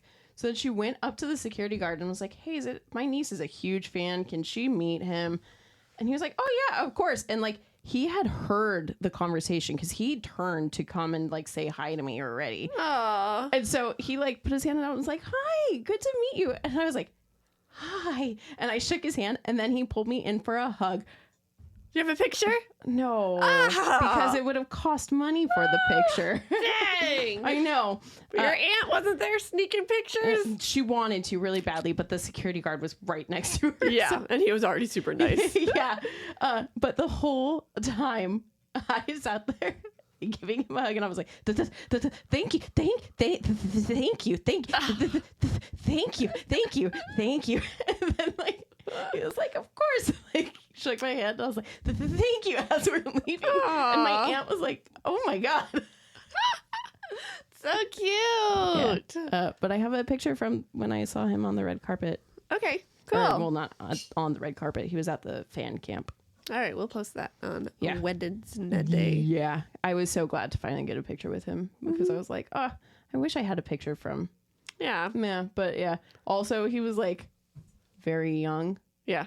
but he was taller than me when he hugged me, and he was very buff. I was Oh, like, yeah, oh I my believe God. it. If you're a werewolf, you gotta be. Oh, well, cool. Yeah, my Seth. Seth is also my favorite werewolf, so you know. Yeah, that This helps. was, I was going to say, because I went into meeting him, and like in my head, I was like, you have to tell him he plays your favorite werewolf. But then he hugged me on That's Ooh. it. all out the window. All right, cool. Awesome. That's all our cast for the. Oh, Dang. wrong. Save. I was like, where are our other questions? All right. Is the theme of the book and movie the same? Yes. Yeah, I'd say so. Did the characters stay true? No. Not at all. I don't think so. No. Edward was never calm. He never got his moment to be good to the wolves. I'd say Bella kind of stayed the same. No, there was a thing that Bella did that was not Bella at all. Oh, yeah. What was it? Crap. We just talked about it. I know. It was way at the beginning, though. Yeah. Let us know if you remember. I'm going to edit it and remember. Like, damn, that was easy. It was something about, like, not giving in or something like that. I can't remember. And then Jacob also was too he's intense. just too intense. Yeah. Yeah. So, Bummer. Bummer. Yeah. All right. You want true authenticity? Go read the book. Mm-hmm. The book's amazing. Like I said, it's my favorite in the series. It's so good. Yep. I really We answered no to your favorite book. And for it's my because of- favorite character. Yeah, it killed me when I realized it. When I was taking Aw. the notes, I sat there and I was like, "Oh, Edward isn't himself." Sad. Mm-hmm. Well, which do you prefer, book or movie? One guess. I also prefer the book. What if I was like, incorrect movie? I would be like, oh, okay, explain. Yeah, book. Book is immensely better. Yeah, I think it's just more fun. I think, like, they do, not even just Edward, but, like, Jacob and Bella, they, like, hype them up Yeah. in the movie, whereas, Yeah. like, they do act different in Mm-hmm. the book, and I like their book characters better. Like I said, I wish we got, I almost said Rob, which technically, yes, Rob, but I wish we got calm Edward because the only time you see him calm in the movies is basically when he's gotten his way, Yeah. which is not the case. Right. Once he's with the person he knows he's going to be with, everything else is butter. Mm-hmm. Smooth as butter, if you Yeah. didn't get that. Butter. Yeah. Yeah. Makes me sad. Yeah. Well, Okay. let's see what next week brings. Yes. I wonder. Breaking Dawn. Oh my god. I'm How- excited. How far are you in? I'm just at, like, chapter 2. Oh, she doesn't even know why I'm excited. Yeah. All I know is cannot wait. that Seth is, like, The best. he reminds me of Jacob before Jacob was a werewolf. What all has happened with Seth? It's just the phone call. Okay. Never mind. And so, but I'm like, oh, that's how I wanted Jacob the whole time. And so I'm glad that there is one werewolf that fills my need.